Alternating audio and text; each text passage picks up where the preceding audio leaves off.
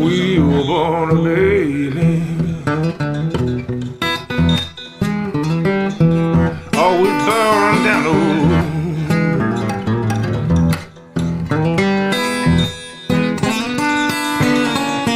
Yeah, but we were born a baby. Oh, we burning down the road.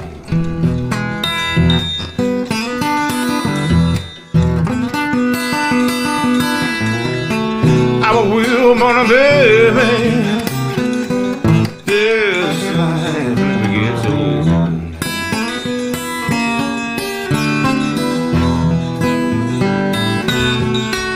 Come on, wheel burners. Yeah, burn with me.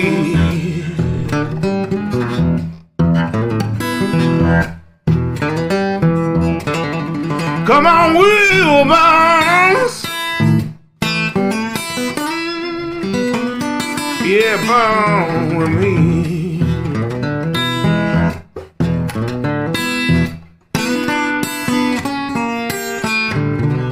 Oh, take a ride now on Wheel Burner Express.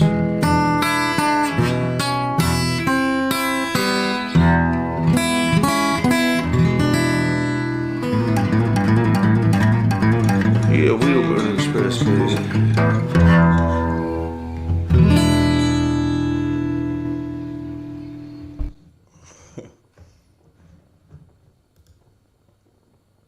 Don't matter how hard I try, I can't get bored of that. I just can't get bored of that. Mikey Campbell did such a good job on that song, and that was just him and a guitar, and just he pulled that out of his ass inside of, I don't know how long it took, but great job. I just like it. You know, it's just got a good feel to it. It's got a good sound to it. It's really not a bad tune altogether if you think about it. It really isn't. I really like it. So, man, good to see you guys. Good to see you guys. I've seen a lot of you guys. Who's in here? There's Johnny Guard Dog Talk. I was talking to you earlier today, texting you. Christ, man, look at the comments going already. I'm going to be 4 hours behind on comments, just so you know. I'm going to pull a Shannon Thomas. GW's in here first. There you go, man. Probably the farthest guy away too, eh? Out in Alaska, or up. What are you from here? From where I'm sitting right here, Alaska is up there. So you're up over there, GW, from my place in Canada. So from up over there and the farthest away, we got GW. Unless any of my Europeans come in. Mr. B's from North Carolina, how you doing, brother? Dirty Curtis Hawk is in here. There you go, man. Good to see you, Curtis, always. Of course, the one and only. Hit the like, please. Thank you, baby. Dar's again, I'm left unsupervised, but because of the last time I was left unsupervised, Dar's here this time. She's not going to make that mistake again. So I am physically unsupervised in the house, but spiritually, Darlene she's roaming. So, and any of you that know Dar, it doesn't matter. I could be 4,000 miles away and that woman's still got her eyes on me, right? Nothing I can do. Go truck yourself. Hey, brother, how the hell are you, man? Good to see you. Thanks for popping in. Plays on the freeway. Dude, how's yours? I got mine coming in. We're gonna do the winter, and then we're gonna do the old shave again next. I think I'm gonna aim for June or July. June. So freeway, if you're in for June, we're gonna do another one. See if we can raise up another. Because what do we end up with almost $8,000? Almost $8,000. Shannon Thomas was a huge part of that as well. But yeah, almost $8,000 going to the St. Christopher's Truck Drivers Relief Fund. That was fantastic. So we're going to do that. But we got to grow them back before we can shave them off. So I'd like to have myself a real nice display a nice mop on display before we do something like that, right? And I think that's what I'm looking for. So yeah. Yeah.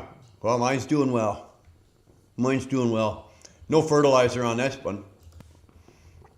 GW's already hit the like button. Shannon Thomas is woohoo. Yeah, yeah, baby. Shannon, I sent you a text message. I don't know if you got it. I don't know if you got it. I need you. I would like you. I don't need you, but I would like you to. I'd like you to do me a favor. Go read that text message, if you can. And if you've got the time, I'd like to discuss something with you on here. If you've got the time and you want to, it's entirely up to you. And then I was thinking of, look at that, right underneath you is Stuart, the hobby trucker. I was going to text him too. There's something I want to talk about, Shannon, so you go read the text message and let me know if you're willing to discuss that. Because I would have personally, I didn't even think about it earlier today. I would have loved to ask Jeff, Jeff, obviously everybody knows who Jeff Like is, Truckers Education Network. I would have loved to have Jeff come on and explain it the way he explains it, the way I heard it the first time so that I understood it. I would have loved to have Jeff come on and do that, but I didn't think about it, and obviously it's too late now. I don't even have his phone number, but it's just something I'd like to talk to you about. It's something I touched on briefly last week, and it's just anyway. You go read the text message, Shannon, when you get a minute. Oh, you're trying to sell Dar, or you're trying to get Dar pumpkin rolls. Oh, Jesus. No pumpkin rolls, please. No pumpkin rolls. And don't even send them. Almost got it. Oh my God, he's almost on time. Was I, John? Was I almost there? I might have missed it by a day or so, a minute or so. Haha, one day I would love one, Shannon. Dar, she's going to get one. I heard her, she was live this morning and she was saying that she's actually going to FedEx them. She's going to FedEx these pumpkin rolls. So if you FedEx it, make sure it goes to Dar. I don't even want to see it, sniff it, talk to it. I don't even want nothing whatsoever. IH guy, you are here. Fantastic. I have a question for you too as well, my friend. It has to do with the truck and the fuel tanks and all the bullshit that's going on. They still haven't figured it out. They've switched everything. Okay, so now what they're saying, there's two things now that are being suggested to me. One came from a tech out of Volvo. He said that on the air caps, or not the air caps, sorry, the vents, inside the vent is a very small piece of mesh. Now, I don't know. I didn't look. I'm taking his word for it. He said all the air vents have them on all the tanks. He said Volvo had this same issue with the air tanks, or the fuel tanks years ago. He says, take that mesh out. You can take that piece of mesh out and it will not cause a problem. It's not going to, the mesh doesn't really do anything. He said, take that piece of mesh out. What's happening is these tanks are so sensitive with the pressure that all it takes is one little piece of crap or something to get in there and mess up that vent or that mesh, and it'll throw the whole system out of whack. I don't know if that's true or not. I haven't had a chance to discuss it with anybody, and I was hoping I'd see you, and I have. So tell me if that makes sense to you. And the second thing is, the guys in our shop, they want to tap a hole in the bottom of each tank and just run a crossover, like the old school, like the way like I had in Kenworth, and go the old school way. But if they do that, will that screw up anything else to do with the truck, right? Because am I going to start getting check engine lights? Just thought I'd throw those two at you, man. I know you're here. I appreciate you being here. Thanks for stopping in. So Dar's talking. Mr. B's talking to Dar. Gold Phoenix is here. How the hell are you, bro? He enjoyed his pumpkin roll. He says, what was your exact words there, Phoenix? Once you've had one, you'll never be the same, or you'll never be the same man. Something like that. Apparently, Phoenix loved his pumpkin roll, so I'm going to take his word for it. But I still ain't eating it. Oh, we're back. I made the mistake last week and bought just straight regular Dr. Pepper, and that's what I took in the truck with me last week. So I had super high sugar. So I guess I came in the door talking too fast. Dar bought me the unleaded this week, so we're all right.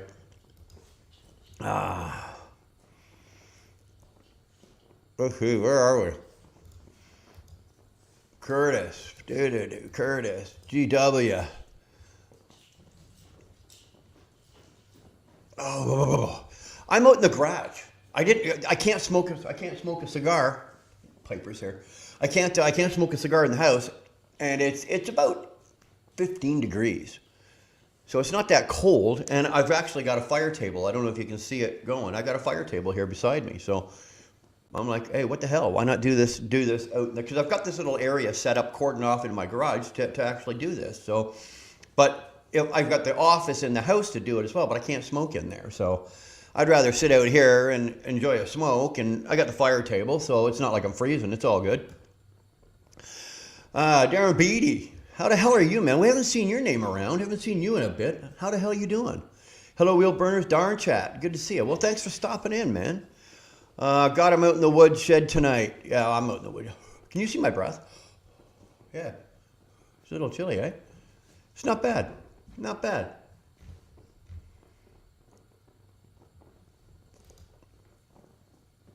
What's up, guys? Are Class D drivers allowed here? Triaxles or no? Yeah, bro. You don't even have to drive a truck to come in here. I don't give a shit what you do. What you do for a living, I don't care. It's entirely up to you.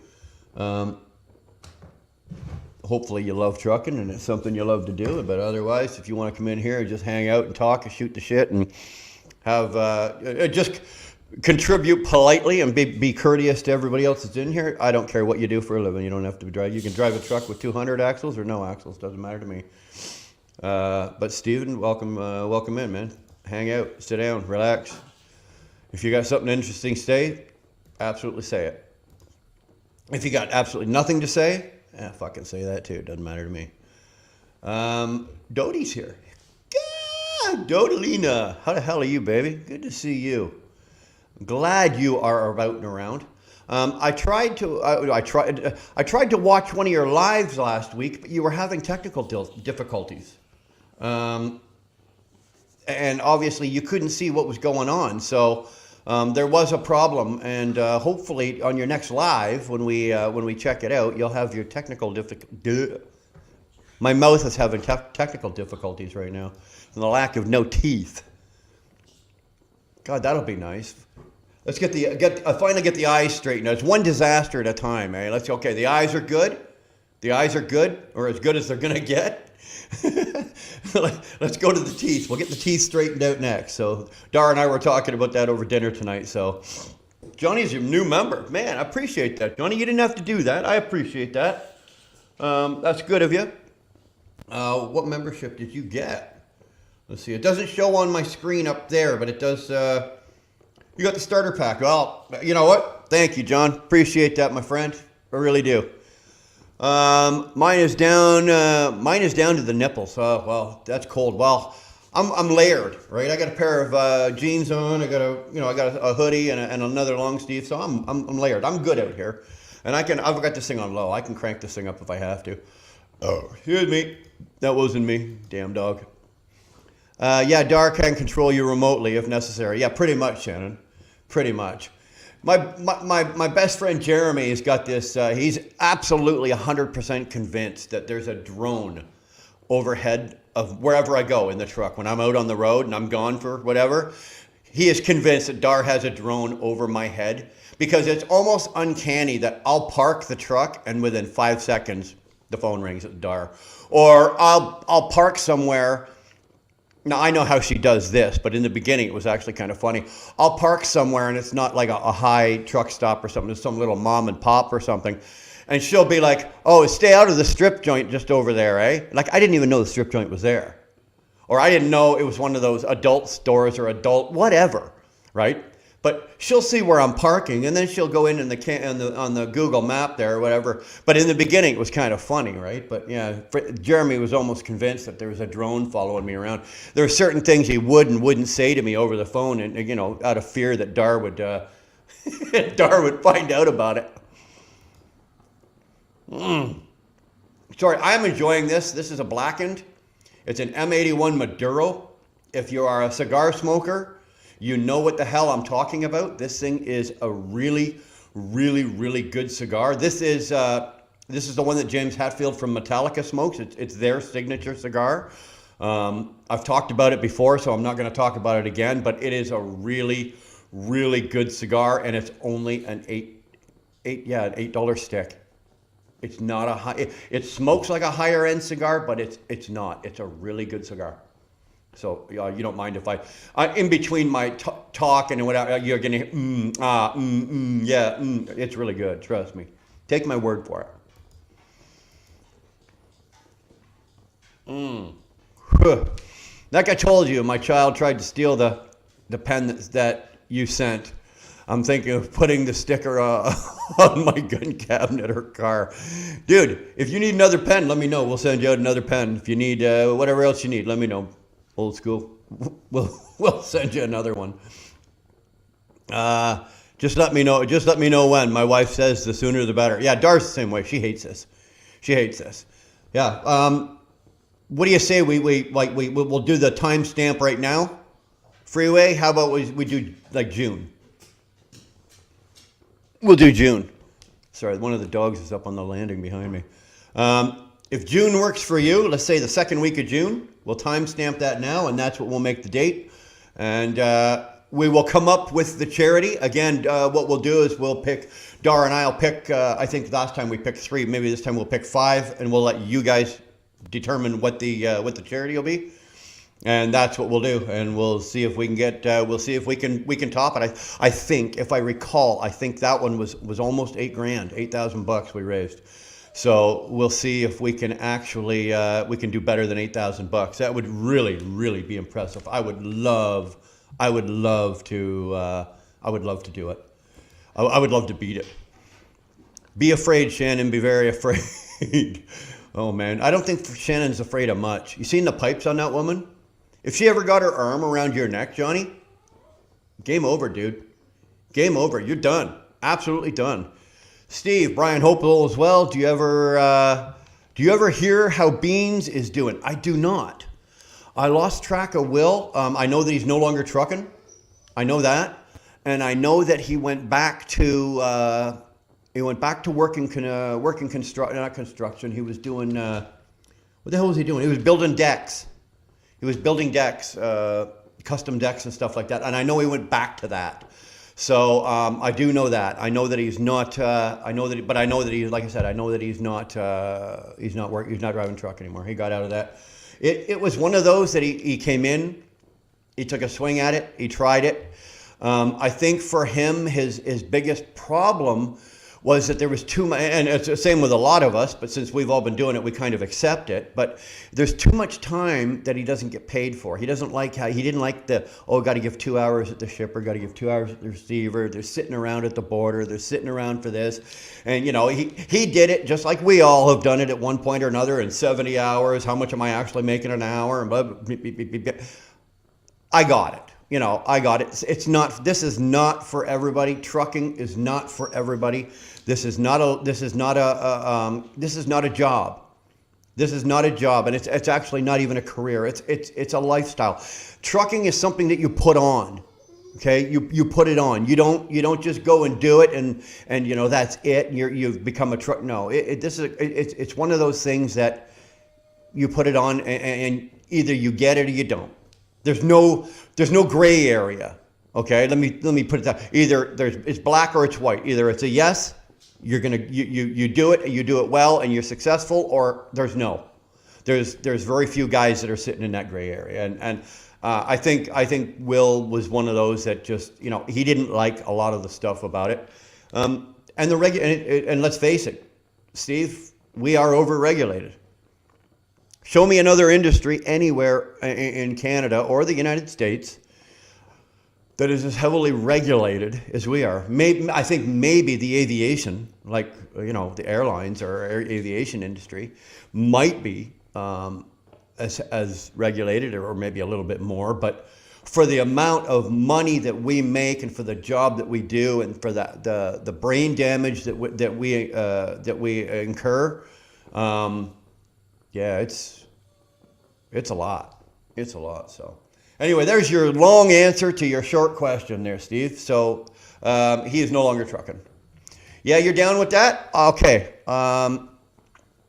Cool. Give me a few more minutes to rifle through some of these, some more of these questions, and then Shannon, I'll throw the link at you. Hold on, I gotta take this watch off. Anybody else still wear a watch? Anybody? Like, I wear a watch. Anybody else? I'm still old school, man. Still got watch.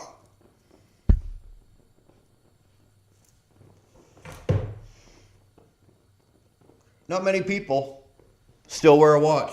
I still do.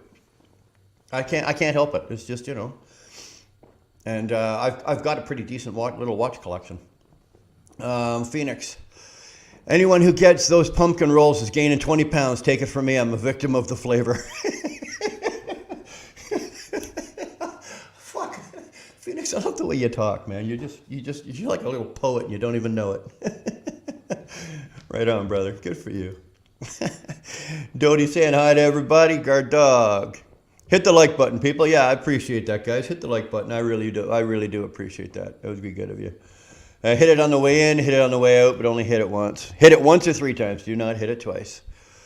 Go truck yourself. How about shaving your balls for charity? Well, the stakes would have to be a lot higher. Truck yourself. But I'm one of those guys for charity. I'll give till it hurts. I'll give till it hurts. You wanna do the charity shave your balls? I'll do it, but I got to tell you this right now: you're going to be doing it first, and you're going to be showing your face. No kidding, eh?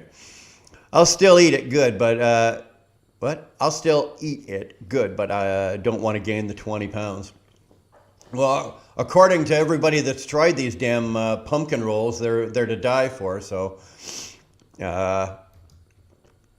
you need Shannon. You need Shannon, and you know it, Brian. Shannon's the boss. Oh, I said last week. I said, you know what Shannon is? Excuse me. I've got a younger brother, but I don't have any sisters. So Shannon's the little sister that I've never had, or the younger. I won't call her little sister, but she's the younger sister, the little sister I never ever had. And I'm waiting for the day that Shannon gets herself into a position somewhere out there, and she goes, and something's going wrong, and she's going to look at someone and go, you know what, you F with me. My big brother Brian's going to come tune you in, and I'm waiting for that phone call. And she knows I'll be there. She knows I'll be there. So, that's how we feel. That's how I feel about Shannon. I love her very much, and she's like a little sister to me. They need to come with a warning label. You'll get chunky. Dude, let me tell you something, Phoenix. Okay, when before the eyes shit the bed, I was down to about I think Dar was recording it. I think I was down to about 223, 224 pounds. And I was still coming down, right? I'm down, I'm trying to get my way down to about 215. That's my natural normal for a guy my size. I'm 6'2". For a guy my size, about 215 to 210 is my natural walk around weight, right? It keeps me fit. And I was down to about 223, 224. And then the eyes went, and I sat around for 4 months, and right now I'm pushing 240. 240. 240. Dude, 240 hurts. 240 hurts. I think I'm like 239 and change. So, yeah, no pumpkin rolls. Even if I liked them, I wouldn't be eating them. I would not be eating them. Not a chance in hell.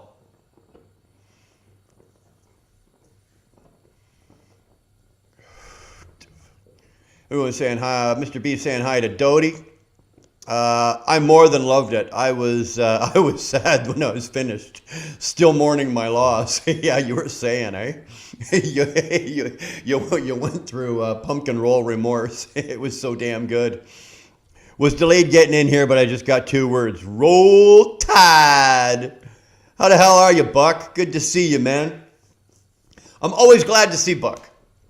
Buck is another one of those guys that you see him when he's live. He hasn't been live in a while, man. But when you see him and you talk to him, and you see him and everybody else is live and he's talking, he's always happy, always cheerful, always got something positive to say. You know, it's one of those. If I'm having a shitty day, I could probably, if I had his phone number, I could probably call Buck, and inside 15 minutes, I'd feel great. So good to see him. Appreciate you being here, Buck. Thanks, man. Dar saying hi to Buck. Mr. Bees, I called you yesterday, but you didn't answer. Mr. Bees. She called you yesterday, but you didn't answer. What the F, dude? What the F? Come on. Looks like you got a new mic. No, I've got the same mic. It's got a new stand.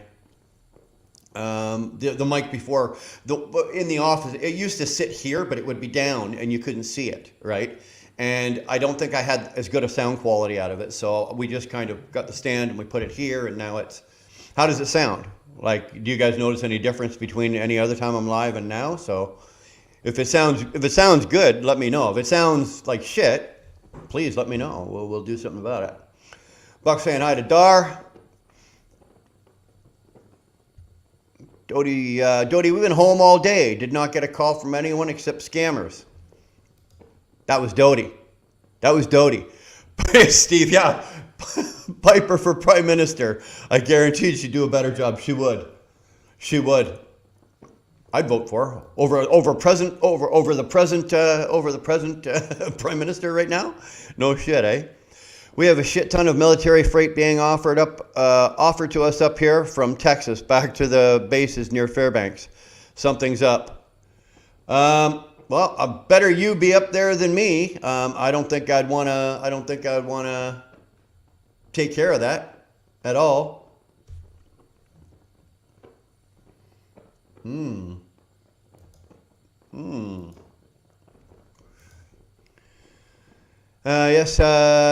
Yes, take the mesh out. Okay, thanks, IH guy. This is what I want to know. Take the mesh out. Most vents are only steel ball in the fittings, and if you go across over it, will work. Just don't knock off in a ditch. Big endeavor mesh out. Okay, now this is what they're saying. IH, what they're saying is they're going to tap if they tap the tanks, they'll do the crossover, but they're not just going to run a crossover line from one tank to the other. Apparently, what this young kid's gonna do, and this kid's pretty sharp. He's gonna build a small, like a bracket, right? So it's gonna go into on this side here. It's gonna it's gonna go down from the tank, up, across, and then down to the tank. But the actual bracket is gonna go into the side of the rails, right? The frame rails, and then that way you can run the line up through the little. It's just gonna be a small little bracket. It's gonna be very small, and you can run the line up and over, and that should not affect it because it's gonna be done by gravity. So as long as there's gravity, as long as Newton's theory on gravity does not fail, and we've always got gravity, this should work. Even if the line goes up about 6 inches, it goes across and then comes down 6 inches. So hopefully that's what they're going to say. That's what they're saying is going to be the case here.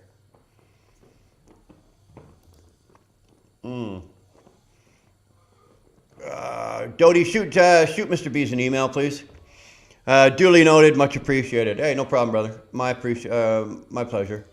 She gone. Curtis Hawk. Yeah, thanks, guys.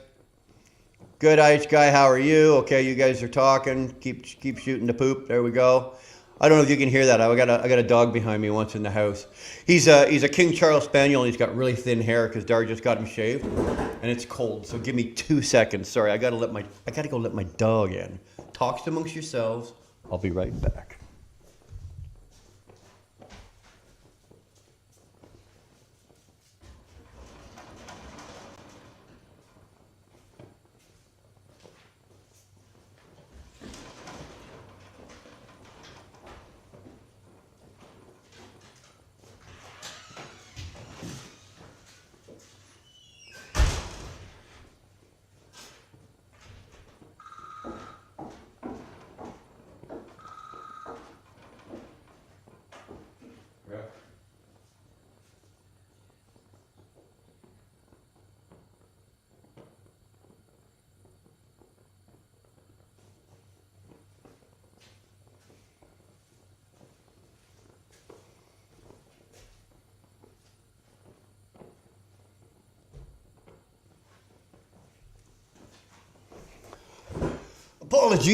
Apologies.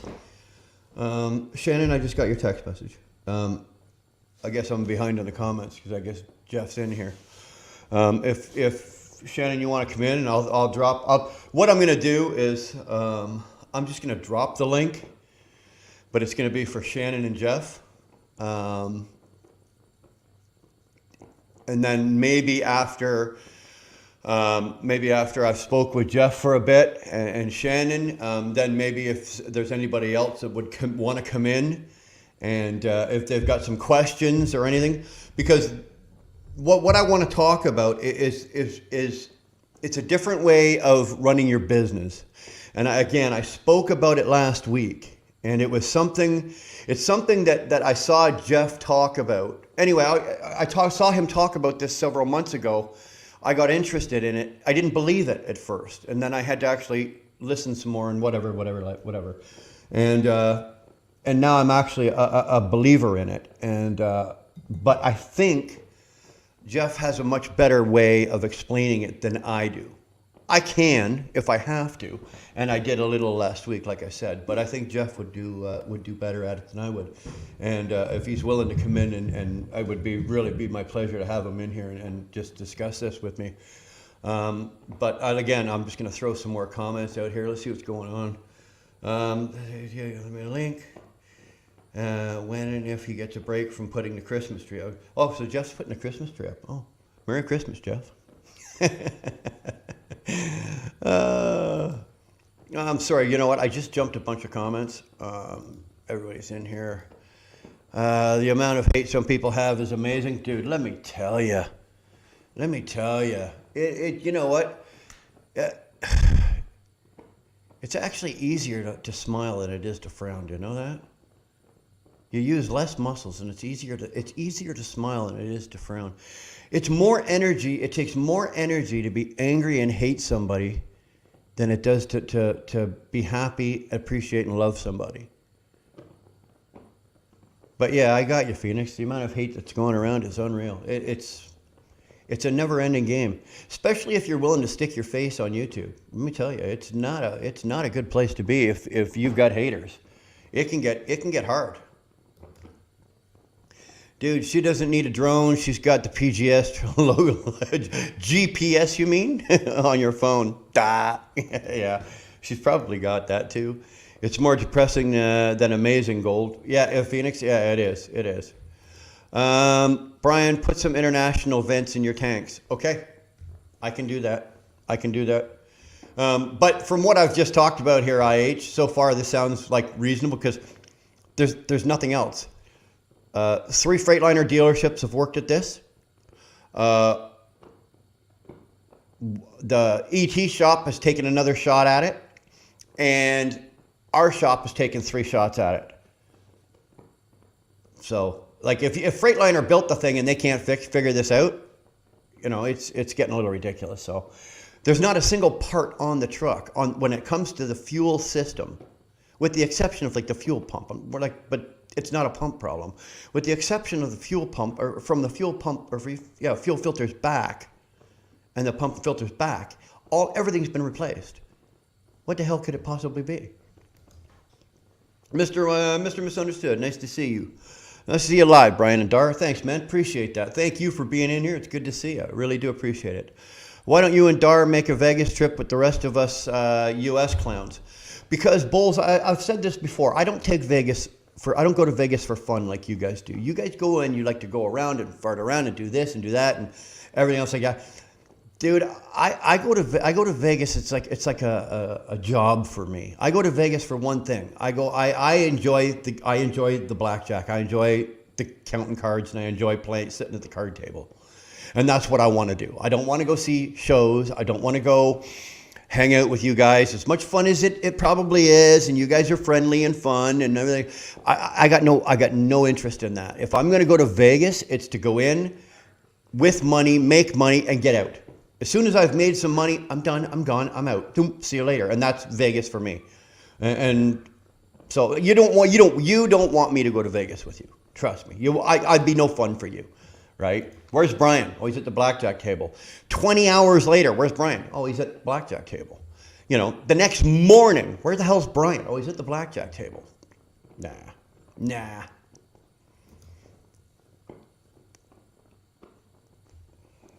Like that, Mr. Bees?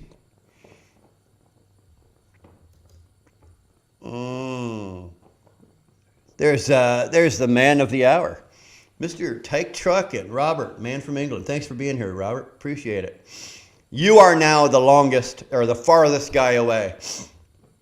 You are the farthest guy away. We were talking about GW was the farthest from Alaska, but now you're the farthest away. Over in England. We won't hold that against you. That Commonwealth of England that Canada owns. I just started a whole war here by saying that to him. June works for you, Freeway? Let's do it. Second Saturday of June. Okay?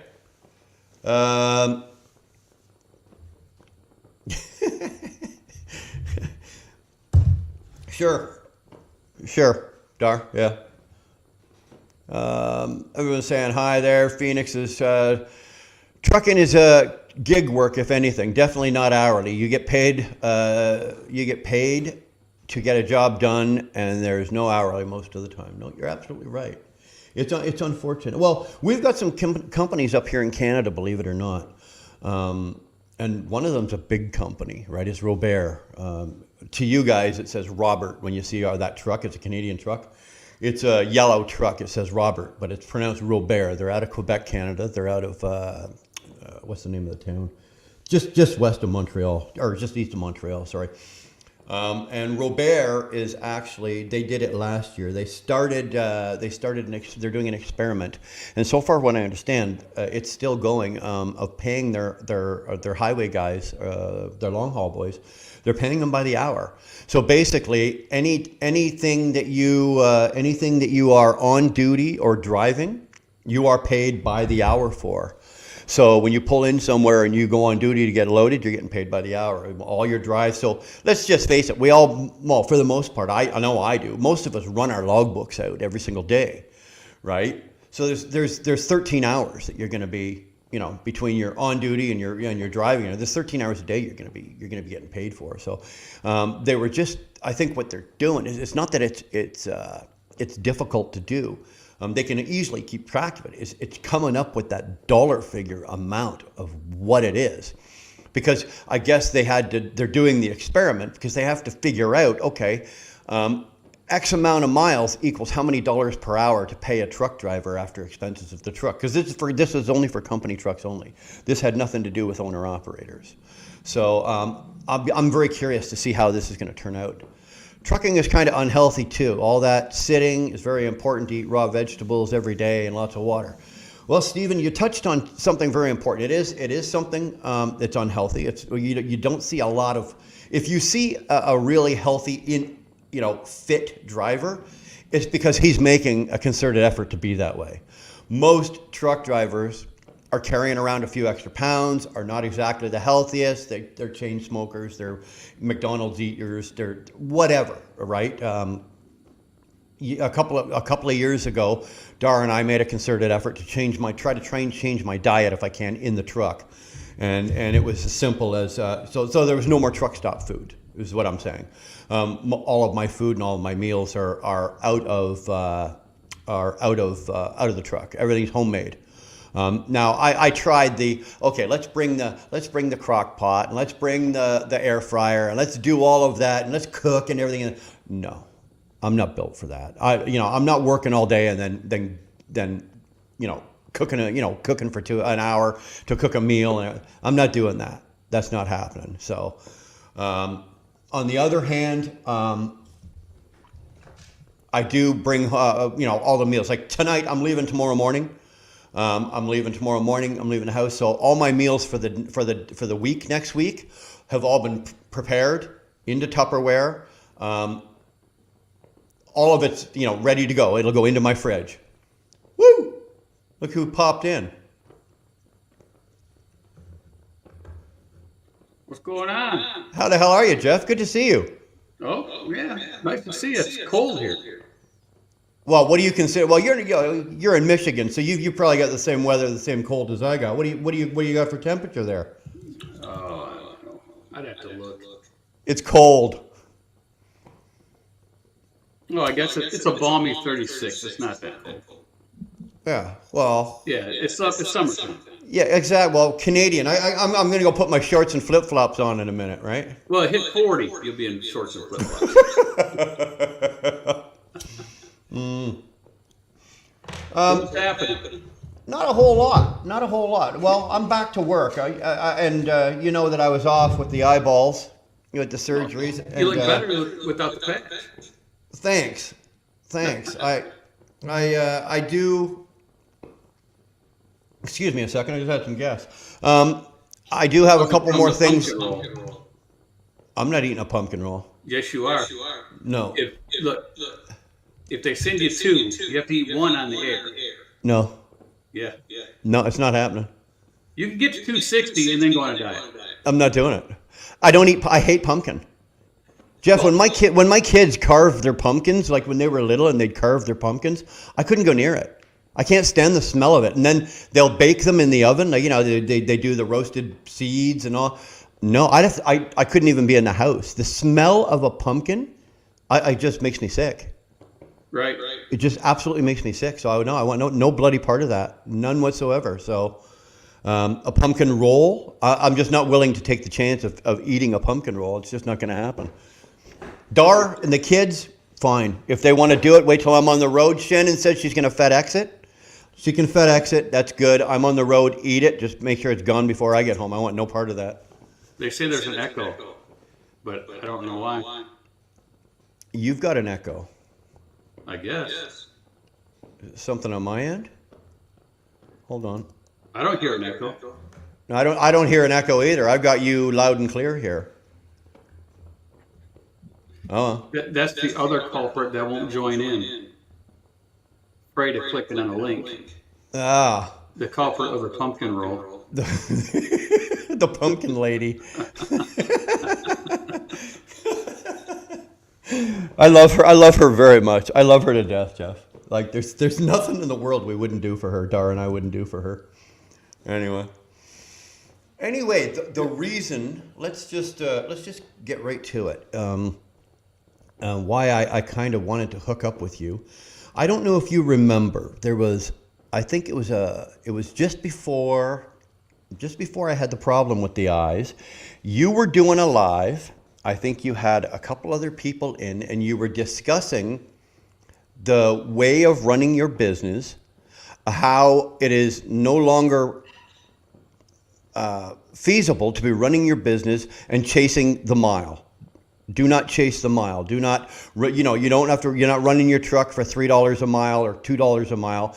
The best way to do this now is to actually break it down and do it by the day. Find your bottom dollar of what you can absolutely run for. And that's how I'm going to let you explain it. I'm not going to go and explain it. But I want you, I want you to remember that I made a comment. You made a comment, and then I was in your chat, and I made a comment, and you said, you asked the whole group a question. So can you make money on this or something? And I went, absolutely not. And you jumped all over me. Do you remember that? Probably. Okay. You jumped all over me, and you were like, yes, you can, wheel burner, and then explained why. And it was that from that day forward that I started to actually get into and start following what the hell you were talking about and to look at this concept of how to do it. So I've said kind of enough. Hey, baby, how are you? Hi, I'm great. How are you guys doing? Damn, you are loud. Oh, sorry. She's always got to be the loudest one in the room, eh, Jeff? You ever notice that? True. I can hear her right like she's sitting in this room. She's sitting right next door to me. Yeah, I could hear her from 8 miles away. So what I would really, really appreciate, if you don't mind, is just kind of take over this. Like I've just kind of led into this of the instead of chasing the mile and what you can do more work and take more loads, and you've got better options by doing it your way than by going, oh, I need $2 a mile or I need $2.50 a mile. Go. Well, right, because it's hard to figure what exactly you need per mile because that changes. It's got a lot of variables. Right.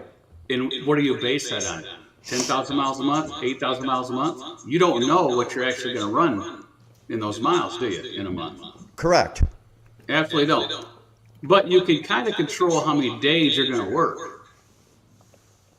As long as you don't have a break. Right. right? So if you say I'm going to work 20 days in a month, that leaves you 10 days of leeway in case you need to make something up or you don't make the money you need to make. So that's why cost per day, because every business has a cost per day. Every business. There's not a business out there that doesn't have a cost per day. Correct. A running cost.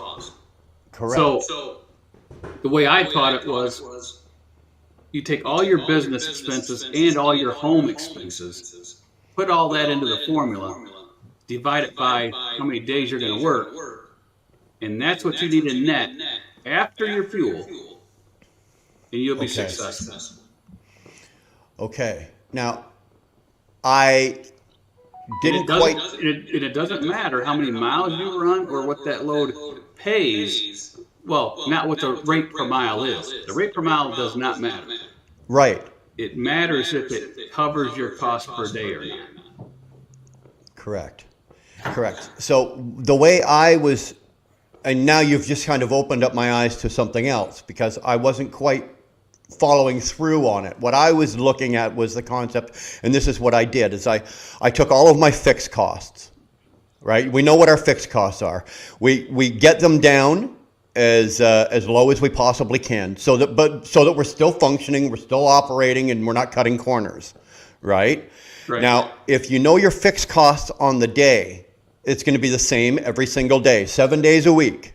Correct? Nothing. Correct. Even if you don't work those 2 days, like Saturday, let's say you're home Saturday, Sunday, you only work Monday to Friday just by chance. Even if you don't work Saturday or Sunday, you still have those fixed costs, even though the truck's not moving. That's correct.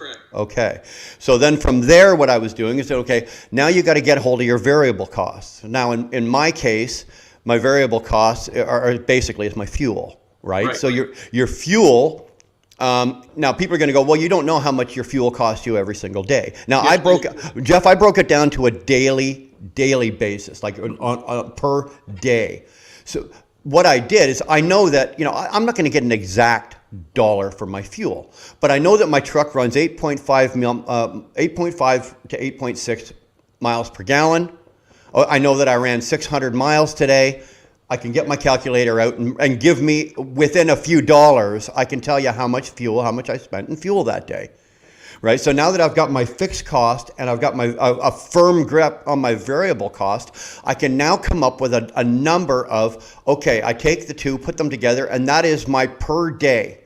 That is how much money per day my business, not my personal life, but my business needs to absolutely operate. Now, how much is that if, do I need $4 or $3 a mile to cover that? In my case, no. Do I need $2 a mile to cover that? No.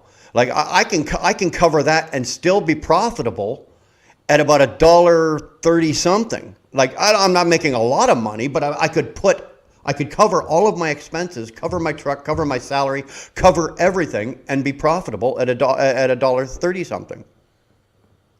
Correct. Right? So You're that's how. This, but I'm here. Oh, I'm sorry. What is that? Oh, a football game. That's the Michigan game. Oh, damn. Okay, you want me to talk faster? No, we're good. Because that ain't going to happen. I don't talk fast at all. Yeah, we're good. But that's kind of the way I looked at it. And then I went, okay, so there's guys out there that they wouldn't touch freight. They wouldn't even look at freight on the load board for $1.50. That's right. Not a chance in hell. You know what they're doing is they're leaving a whole lot of freight out there because you know what? I'll grab that $1.50 because I don't need $1.50. I'll grab that $1.50. I'll put a little bit of money in the bank. I'll cover my costs. I'll put a little bit of money in my bank, but I'm going to move my truck to a more lucrative area. Bingo. Right? And that's kind of where I went. I took what you were doing and that's where I went with it. Now, I didn't, like you said earlier here, I did not let's work in the family, the house cost and all of that. Because my operating costs and my business stay up 100% separate from my personal life. Those monies never intertwine. Okay? But what I say about that is it's for those guys that are the single breadwinner of their family, and whatever they make, that's what's got to cover everything. Okay. But if you have someone at home that's making the money that pays all the house stuff, and the trucking company really stands on its own, then you don't have to include that. Well, here's the case here, okay? Until recently, because of my eyes, Darlene has always been self-employed with a business, but my company or my business has pretty much paid for everything. But the salary and the bonuses and the money that I pull out of that covers everything, right? I don't have to use other personal monies or anything like that. So the salary that I have, I put myself on salary. I get the same, yearly salary every year. I go to my wife once a year and say, honey, can I have a raise? She goes, no. And then she gives me 3% and I carry on. But that money covers all of our house expense. So what this formula does, it's a mindset thing, because most truck drivers are in the mindset of rate per mile. Right. And they will say, I'm now hauling for less than $2 a mile, and they will let 400 loads go by. They won't even look at it because they're $1.50, $1.70, $1.80. Correct. When they could move to a better area. But instead, they'll sit a day, 2 days, 3 days, 4 days, 5, 6 days. We got guys who sit 6 days. Yeah. And they won't move the truck. Right. Now their $2 a mile that they need is out of the ballpark. They can't haul enough to make up what they just lost. Right. You can make up like if I had to, I could make up a day a week if I had to. Right. I can't make up 3. I couldn't make up 5. If I sat for 5 days, I'm down for the month. I'm in the negative for the month. The ones that do it by rate per mile cannot make it up because they can't make up those miles. If they're running a 10,000 mile, they're basing it on 10,000 miles, and they basically took themselves out a week. Now those next 3 weeks are more than 2,500 miles a week. Correct. Right. Yes. So basically, it's really easy. If you know your costs per day, let's say you're going to run 20 days a month. You take your monthly fixed cost, divide that by 20. That's your cost per day after fuel. So you know what your truck gets per gallon. You can pretty much decide looking at a load. Yes. If you look at a load and you say, okay, after I take out everything I owe, if I work for a company, I take out their percentage. Let's say you come up with $400, and if you need $250 for cost per day, and we'll make it easy. Let's say it's a 300-mile run. You get 6 miles a gallon. You're going to use 50 gallons of fuel. Correct. And if it's $3 a gallon, you take that 150 off of that. $400. Let's say you're down with to $250, and you need $250. That's exactly what you need to cover that business cost. Correct. Now, if it was making $600, and you take that away, and it's $450, now you've got $200 more to play with.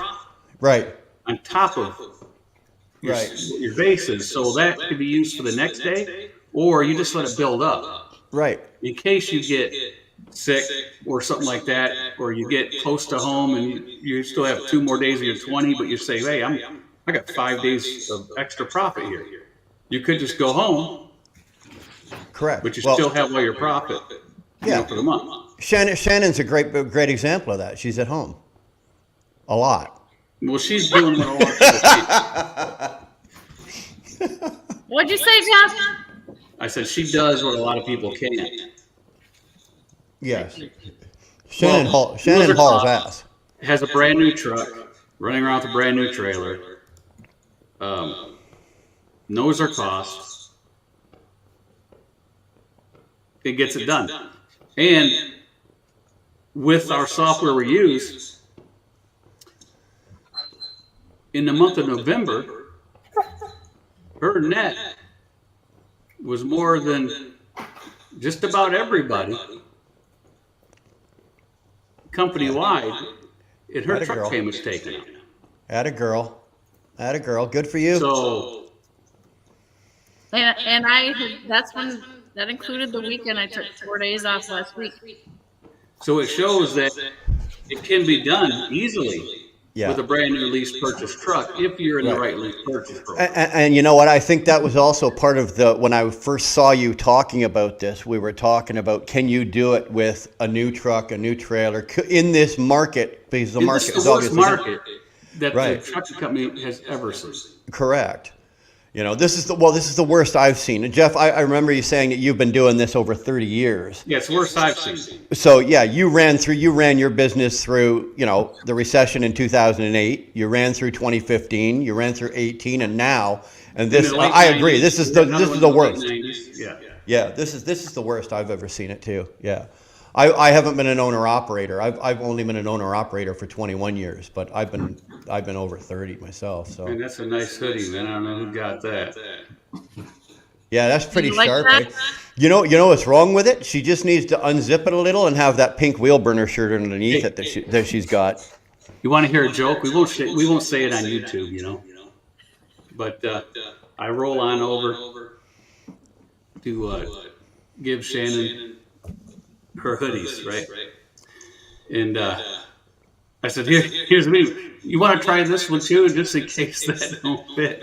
She's had those pumpkin rolls here.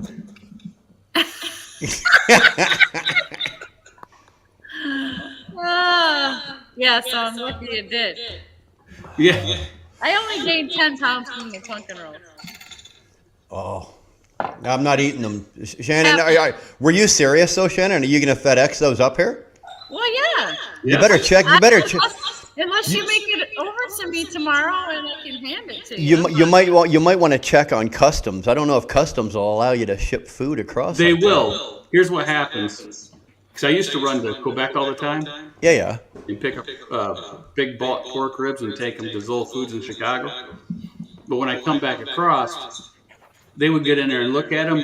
But when I hauled like frozen lasagna and stuff out of Canada, they would take a box off the truck, go down, and come back 30 minutes later, and they ate a few of them. That's how I tested it. Yeah. So you might get a half a pumpkin roll. Well. No, if they taste it, it's all gone. Like, well, no, he'll get a crumb. He'll get a crumb. I don't want a crumb, but but it's inspected by, Shannon, what I'm going to try to do tomorrow is I'm leaving here about 8 o'clock tomorrow morning. I'm only 450 out to Jackson. That's where I'm going. Okay. So, and I know where you are. Right. So what I think I'm going to do is, unfortunately, I can't cross the border up in Port Huron. Right. This is a direct customer, so we have to use the broker that the bridge or the border crossing that they choose. So I've got no choice. I've got to cross in Detroit, but I think I can still get up to you, and as long as I'm up to you and parked by like, I don't know, 5 o'clock or something, it would still give me enough time. Because I've got to get back down to Jackson from your area, deliver. I gave you my time, I think 8:30, and then I've got to be over in Kalamazoo by 10 or 10:30 or something like that. So I don't know. I don't think it's going to be a problem, but I'll let you know. I'll shoot you a text tomorrow and give you. Yeah, don't stress, because I mean, like I said, if anything. Don't let it cost you extra fuel and all that. Like, I'll be happy to FedEx it because I got a couple of other ones I'm FedExing also. Well, I'm not stressed. Have you ever seen me stressed? Nobody's ever seen me stressed. I don't think so. No. So, but I think we're echoing on Wheel Burner's side. It's got to be because me and Do you have two things running? Echoing. I do not. I've just got StreamYard. I don't have. Usually, you get an echo if you leave the YouTube up when you've got the StreamYard running, and I don't. I've got StreamYard only going here. You just don't know it. Damned final. Hold on. Yeah, just double check. Yeah, look in your sound, in your bars, on your bottom of your screen or whatever. If you use an Apple or Windows. Nope. Somewhere you got the reverb going back. You got that big rig radio. Do you have it, like, Jeff, can you hear an echo from me? Not you, it's your guest. Yeah, go ahead, Shannon, talk. You're not echoing to us, but we're both echoing. And I don't have anything else open except StreamYard either. I even shut my phone off. That's all I got to stream there. Well, I've got... No, it's not on mine. Yeah, but you don't have a headphone on, do you? No, I've got is I'm using the speaker on the computer. That's what's doing it. And the mic. because I'm talking and you're hearing me, but it's Okay, going here. back through. Hold on. How about this? We'll do this. Oh, it's going through his mic. Hold on. You could be right. Hold on. There's no end to Jeff's genius, I swear. How's that? Can you hear me now? I can hear you. Are we? Do we have an echo? All I've done is I've turned this mic off, and I'm using the mic on the computer. Right. So you shouldn't hear that. Let Shannon talk. Doesn't he have to turn off the mic on the computer? Yeah. What? You got to put headphones on if you're going to run the speaker through because the mic's going to catch it up. So we're echoing bad. Well, right now I've got this turned off. So doesn't matter. It picks up. I'm echoing, right, Shannon? Yeah. Yeah, there's still your computer mic's still picked it up. Damn. All right, everybody go home. Hey, gang. Yes. So to run it, you have to put headphones set on or Bluetooth ear set. Yeah. All right. Well, the headphones I don't have yet, or I don't have. They're in the truck, so that's not an option. The earbuds I don't have here at home, so that's not an option. So I'll just, if everybody can. Oh, Snorler's now saying it's even worse now that I've turned this one off. Turn that one back down. Yeah, hold on. You see, this is what happens. This is what happens when Dar leaves me here alone. What's Faith doing? Pumpkin roll? No, Faith is having the shower leftovers. Salad and broccoli. We had some pasta for the baby shower. Scorpion Trucker says that we have the echo and you're missing out. Not anymore. We're good. We're good okay. now? Yeah, we're good. How we doing now? Perfect. Yeah. Okay. Here we Don't go. touch nothing. Don't touch nothing. I'm not touching both hands. There was actually I had forgotten about it. There was another option on there to remove background noise and to remove. So I hadn't clicked on it. My apologies, guys. Good job. All right. So she's having masticholi and salad. Well, yeah, she looks like she's really hungry because that was a massive bite. Is she eating a pumpkin roll? No. She's having masticholi, which is a penne pasta made like lasagna. Yeah, some masticholi, yeah. Yeah, and some salad. So she got that from Bob's Pizza. Jeff, you might know about Bob's. Oh, that's gross place. That place is terrible. Two thumbs down. Two thumbs down on Bob's Pizza. They catered the pizza stuff. For the baby I don't like the pizza, but the pasta was good. Yeah, the pasta stuff and the salads are good, but the pizza? Yeah. So that's all we got was the masticholi, the salad, and the breadsticks. I mean, you could go to Luigi's on a bad day and be better than Bob's for pizza. Well, you know what? When you think about Michigan, you're not exactly thinking about pizza. What are you thinking of?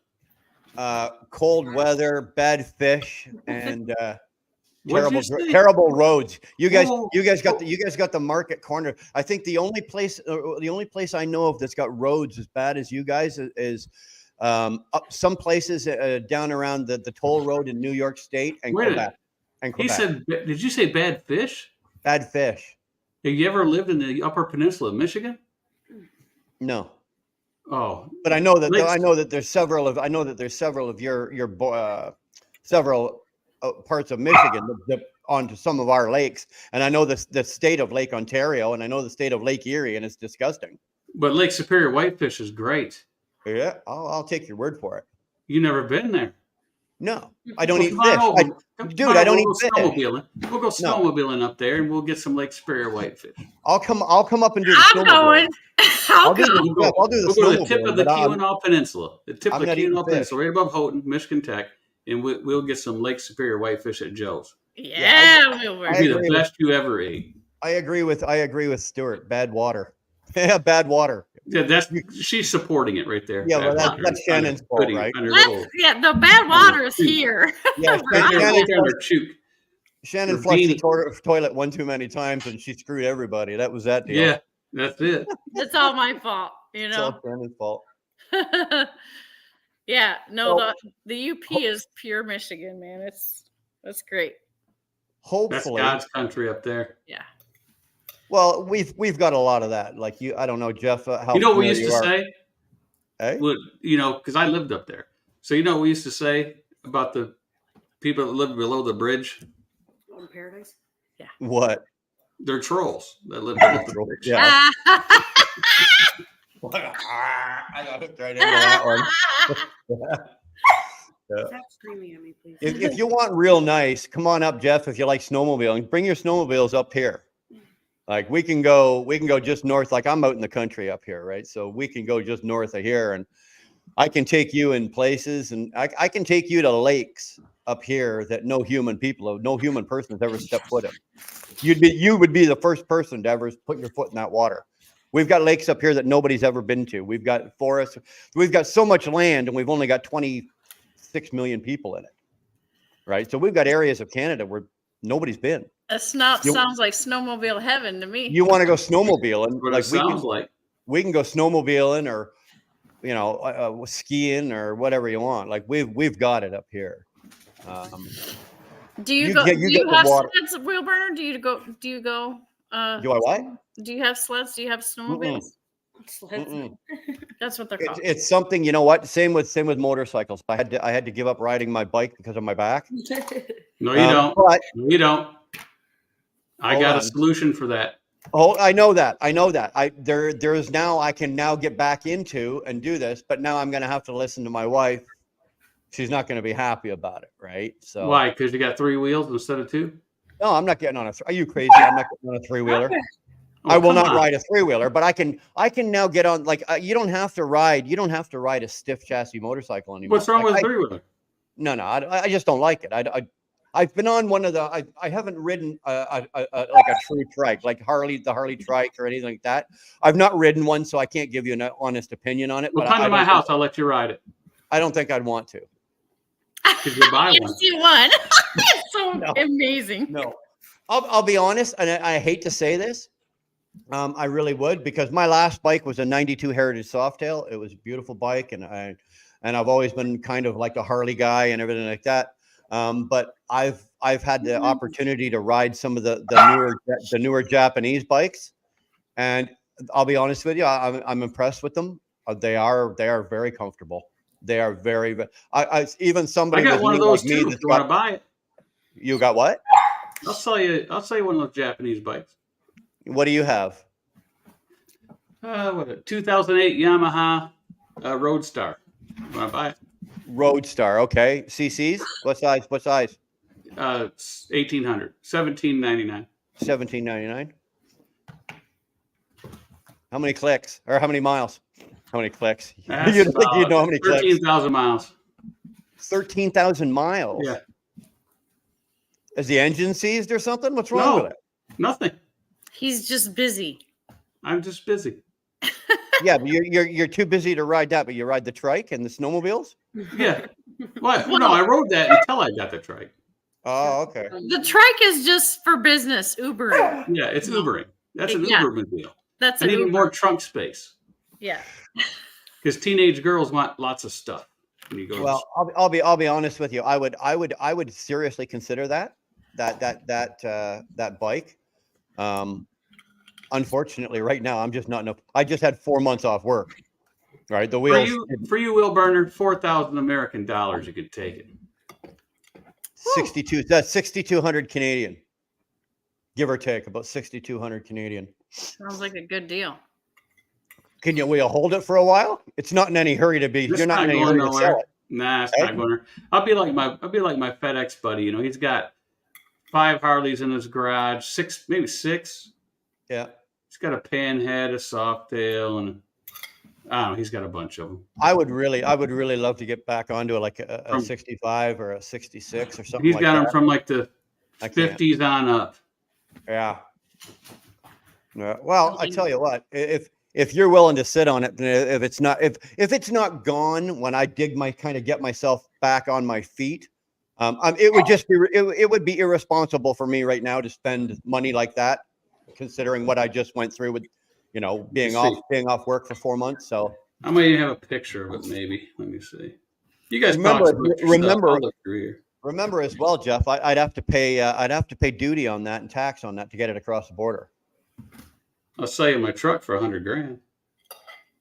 Oh yeah, well that I can buy right now. Yeah, forget the 6,200 on the car on the bike. I'll take the. Stop screaming at me. So on the subject, if anybody's wanting to try the method, what Wheelburner's talking about, that he's practicing and getting a hold of. I've learned it. Here's my buddy with his bike. He came over. We got to pray for him. He's been in the hospital for 2 weeks. With what? Blood infection. I was going to say, hopefully you see that. No, that's a Springer. Let's see what else we got.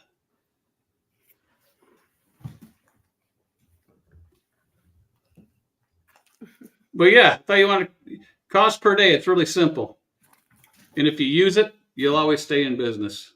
Yeah, and I'll tell you what, my opinion, from what I was doing, what they were talking about, like the miles, like looking at the cost or the price per mile and all that. Yeah. Compared to when I've changed over to this, it seriously is so much easier once you grasp it and once you practice it. Like, it is so much less stress. You might not be able to grab it right now, but I promise you, like if you start trying it and applying it, man, you're gonna be amazed at how much easier your days are gonna go. Then it's like, oh man, God, you were working so hard. I believe it's extra harder, and you don't have to. I believe it because I have some decisions to make. Some of them, something I've already spoken to you off camera, Shannon, about slightly. One of them is, Humberto, I see you there, but I just you missed the beginning. I just kind of wanted to sit with Jeff and Shannon just for a bit. I'm going to bring some people in if they've got some questions for Jeff in a few minutes. So just hold off a second, buddy. I'll get to you. Like, for example, Shannon, like the company that I'm on with just got bought out by a bigger company, and it's not going well for us, right? It's not. A lot of the owner operators are hurting, and they're hurting, and they're starting to, a lot of us have to start making decisions of where are we going to go, because I don't move my truck willy-nilly, right? It costs money to move a truck. Right. And so, you got to be very careful in where you're going to go and what you're going to do to move the truck. And I'm actually looking at possibly trying a U.S. carrier again. I've done a U.S. carrier before. So I'm looking at doing a U.S. carrier. But the problem I've got is, unfortunately, like I said, I've just been off. I don't have the money, and it would be irresponsible for me to go to a company in the financial position I'm in and expect to get on with them. And then, 3 weeks into working with them, something goes wrong, and I'm knocking on their door going, hey, can I borrow $3,000 or $5,000 or $7,000 or whatever? So I want to make sure that my business is back on stable ground, solid ground, before I make that kind of decision. But it's hard to do that when you've got a clock ticking. And right behind me, like my business with the company that we're on with, the clock is ticking, because it's just a matter of time before the bottom falls out for the owner operators, and we have to make a decision. So that's kind of where I'm sitting right now. And I know, Shannon, you and I spoke about this off camera and everything like that. So it's unfortunate, because I enjoy working. I've been there, I've known the old owner. I've known him since 2015. The new owner I've just met, and the new company, it's the same company that I went up on the ice road with last year. But I guess their direction for what they want us, like our division, to do has kind of changed. And we don't have the support, like the management support. There's no leadership, right? They've basically put management in there that's not qualified to do the job, that can't do the job, and we're failing terribly. So, yeah, I'd ride that. Yeah, that's the bike right there. I'd ride that. I got no problem with that. What size wheel? What size wheels on the back of that, Jeff? You know, what is that? 260, 280, or 250? I'm trying to think. It's a 2008. You said? Yeah, it's 2008.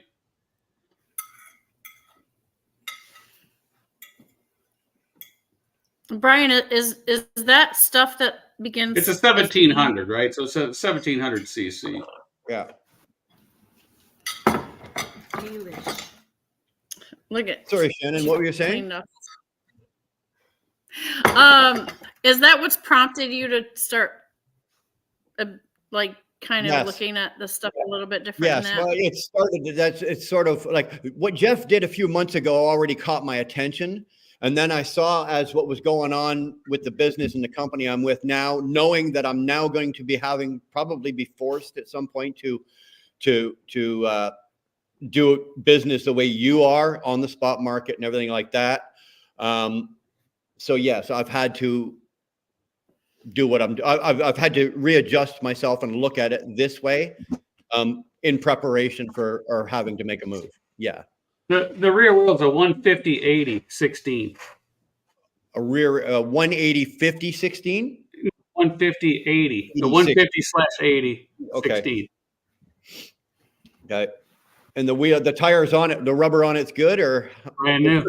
13. Here's the thing: 13,000 miles won't burn off a lot of rubber, but if it's a 2008 and those are original wheels, I replaced the. They're going to be garbage. No, I replaced them 2 years ago. Well, so far, front and back. Good. It looks pretty good because we're talking about it, and my wife is in the chat, and I haven't seen her put up a great big no yet. Oh, the chrome is spotless. I don't care about chrome. I would probably all chromed up. I'll bring it into the shop and I'll put it up on the stand and I'll probably rip all the chrome off it. Everything's chrome on it. The motor, you can't rip it off. I mean, you could unbolt it all, right, and then get. Well, if the motor is chrome, but like the oil cover, the motor's chrome. No, everything's chrome. I'm gonna unchrome as much as I could, and I'd probably just blacken it out. What? I'm not a flashy guy. I'm on all my none of my bikes. I'm not either. That's just the way the bike comes. Yeah. Well, I didn't put nothing on it. That's stock. I'll take it. I'll take it from you if it's still available when I'm available to take it. Yeah, if you still got it, I'll take it from you. Well, since we're doing deals of the day, maybe I can get rid of this truck for $100,000. What's the truck? Yeah, I don't know. It's a pretty. Yeah, it's an all right truck, but I'd sell it to you for $100,000. What is it? He's trying to sell your truck. Mine? Yeah, he's trying to sell your truck. I thought you were talking about a semi. No, he's not. I know what he's talking about. I still don't know what truck are you talking about? What is it? It's a Dodge Ram. My truck. For $100,000? Yeah, I'll sell it to you for $100,000. Yeah. Faith's got dibs on it, so somebody, whoever wants to jump I got a brother. My younger brother is the general manager and part owner of the largest Chrysler dealership in Alberta. So if I want a Dodge, which I do, I get my Dodges through my brother. I'm not paying, and I won't pay $100,000. What is it? A 3,500 dually? No, it's a 1,500 Black Widow. See, I can go get myself a TRX. And for 107. Yeah, your price, not mine. Right. For 100. No, well, the MSRP is actually less than that. Not in the States here, it's not.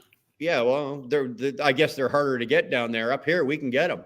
I think they're. Oh no, they're in every dealer. They can't sell them. I don't know what to tell you. Nobody's going to pay that kind of money for that truck.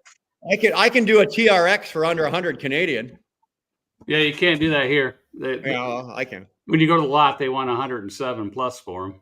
Yeah, and they won't deal with them either, even though they can't sell them. Negotiable, eh? That's the same as all the right now. All the Hellcats, the Chargers and Challengers up here, what that sticker price says, they don't budge on them. They're not budging on them. So yeah, I Are they wouldn't sell selling that them? truck anyway. what? I don't know. I would like a Hellcat. I would like a Challenger Hellcat. But I'm not about to drop that kind of money right this moment, right? There's a lot of stuff I want that I'm not. Yeah, I wouldn't pay that money for it either. No, No, I don't there's think. no way. Well, here's the thing, though, Jeff. In 2024, Dodge is getting rid of them, and they're going electric. You won't be able to buy them. So you buy it now and just park it in your garage and put a cover over it, because 5 years from now you'll be able to name your price for it, right? So if you've got the money to invest and look at it as an investment, I don't mean I want a Dodge Charger or a Dodge Challenger Hellcat because I want to go tear up the streets with it. No. If I had the money on hand to do something like that, I'd put 2 of them in my garage right here. I'd cover them both. I'd take them out, get them regularly oil changed. I'd make sure they were in prime operating. And I got one over here. I'd sit on them for 5 years. Well, the wife's got one over there on the side of that wall. Tell her to stop driving it, because every time she get another 5 years from now, she'll be able to name her price for it. She'll divorce you and she'll be able to go anywhere she wants. It's a 2011. It's only got 50,000 miles on it. Yeah, but a 2011 has the 5.7 in it. So even still, that's a bulletproof motor. That's still going to be worth a lot of money. It's got low miles and it's spotless. And it's lady driven, so it's not like it's had the hell beat out of it, right? Oh, no ladies drive fast. I can just look at ELDs and know that. Oh yeah. Yep. Yeah. Shannon. Unless you govern them.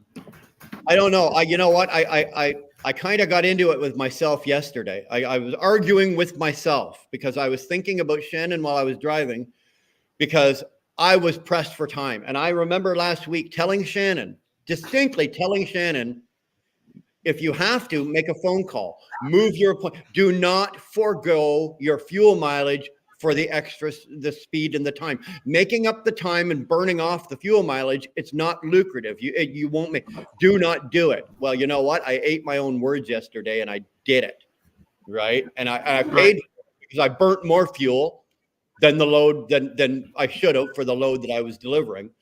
And it's one of those damn things. I could hear Shannon's voice in my head going, well, I've got appointments and I got to go and I got to be there and and it's like, damn, you know what?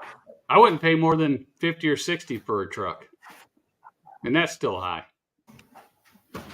Yeah. But if you're buying a used one, you're not going to pay a new pickup truck. I wouldn't pay more than 50 or 60 for it. No, they're too expensive if you go past that point. Well, I'm going to pay 5. Okay. I'm not paying more than 5.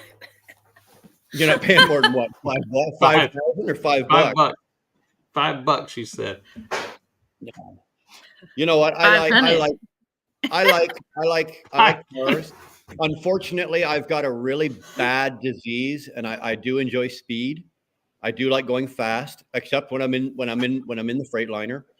And even in the Freightliner, I do enjoy going fast. I just prefer not to, because I like money more than I like speed. But when it comes to like cars and motorcycles, if you hand me the keys to a car and say this thing will do 200 miles an hour, I'll take the car and come back and tell you whether it'll do 200 miles an hour or not. If you hand me the keys to a motorcycle and say this thing will do 220, I'll take that bike and I'll bring it back to you and go, yeah, it'll do 220. Or I'll say, no, it won't do 220. It's just one of those things about me that I enjoy going fast. I just do. I'm not saying I do it irresponsibly, but I do it as safely as I possibly can. But I do like to go fast. I like all things with a motor, right? So do I. If it's got wheels and a motor, if it's got wheels and a motor, guys. If it's got wheels and a motor, chances are I can drive it or fly it, and I will push it to whatever its limits are. I've stopped counting after 80. 80 miles an hour? No, 80 vehicles that I've had in my lifetime. Oh, I haven't owned 80 vehicles. I'm not even close to 80. Yeah. No. I drive the speed limit. That's all I got to say. Yeah, maybe your personal car, not in your truck. You don't.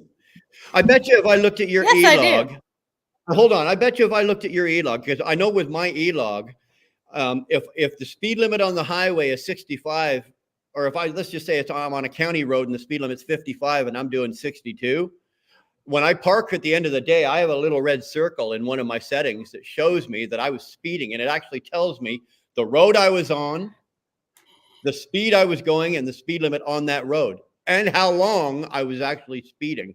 And I can promise you, if I looked at your e-log and it had that same option, you speed. Let's ask Snorlord. He's in the chat. Yeah. He can check your ELD, Shannon. Come on.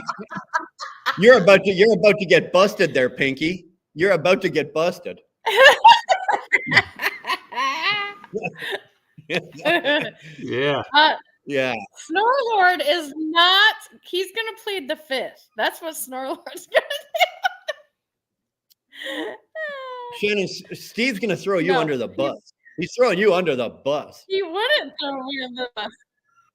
He wouldn't throw me under the bus unless Jeff asked him to tell him something direct. He just logged in. Tell him the truth, so that's how it goes. Look at that. He just logged in.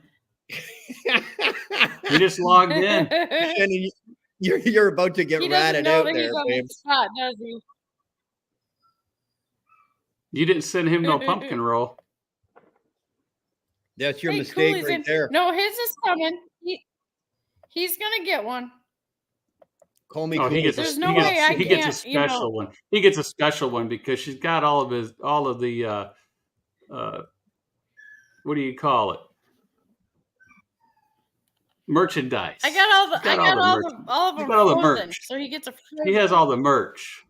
Yeah, he's got, and you know what? If you look at Snorlord's, he's got really good merch. Yeah, but look, right? He doesn't have the typical crap. He's got some good stuff in there. Like we've got some of Snorlord's. I've got a t-shirt. Dar's got the wine. What's that? A wine tumbler or something like that. And they're actually good. They're functionable. They're really good. So yeah, he's got the good stuff, not like just the typical crap that most guys have. My merch rules. Look at that. Let's not get carried away here. Right? Yeah, look at that. Merch rules. My merch rules. Yeah. Yeah. He's also got an ego. You don't know it by watching his morning trucking reports that he's got, but he does. He's got an ego. Yeah. Oh yeah. Oh, hold on. Who's that? I think. Yeah. So is he coming into Buster? No, actually, I've got a couple other people in the background here, just in the backstage here. But like I said, I wanted to kind of limit this in the beginning here, just to the three of us, so we could discuss. I wanted you to discuss what we were talking about, the running per day. Well, now everybody's putting how many cars and bikes they had. So we got a dozen here, and trucks so far, and 9 bikes. So GW Bulls, he's up there. He's like 20 something. He's in the 20s. I'm like, you know what? I'm not near 20. I've probably got about a dozen cars. Probably got 4 or 5 or 6 motorcycles. I've owned 4 bikes. So I got about a dozen cars and 4 bikes. I've probably owned more more tractors, more but big trucks than I have. If you include those, you're over 20. Yeah, probably. Okay, so if you want to count the trucks that I've already got, as the big trucks, then the only truck, and I said this to Shannon, the only truck manufacturer I've never owned is I've never owned an International. And I love her truck. You did really well with that, Jeff. I've owned 2 of those now. Do you? Beautiful. I do love her truck. Now, I've never driven one, so I can't give you that opinion. But I've been in Shannon's, and I know our company, the company I'm with right now, they have all of theirs are 2017s. I'm not impressed with those, but I do like Shannon's. I don't think I would have a problem driving Shannon's truck. That thing's a tank. Well, you were tossing around the idea of taking your wife on the road with you when you were considering, looking around at International. So yeah, that's kind of what I think you were trying to consider. Dar's comfort. Yeah. when I went out and looked for that truck, I went to Volvo first. Right. And they really didn't have anything.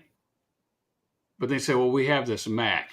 Right. So, the outside, I said, okay. And I seen those little sleeper windows. I'm like, those windows aren't no good. But that's smaller than a damn cereal box. They're tiny inside. Yeah. So then I go inside there and I'm like, no, I wouldn't drive this thing. So I wouldn't expect anybody else to drive it. So in the sleeper had like a step up in the back, which I didn't like that because, you could fall or whatever.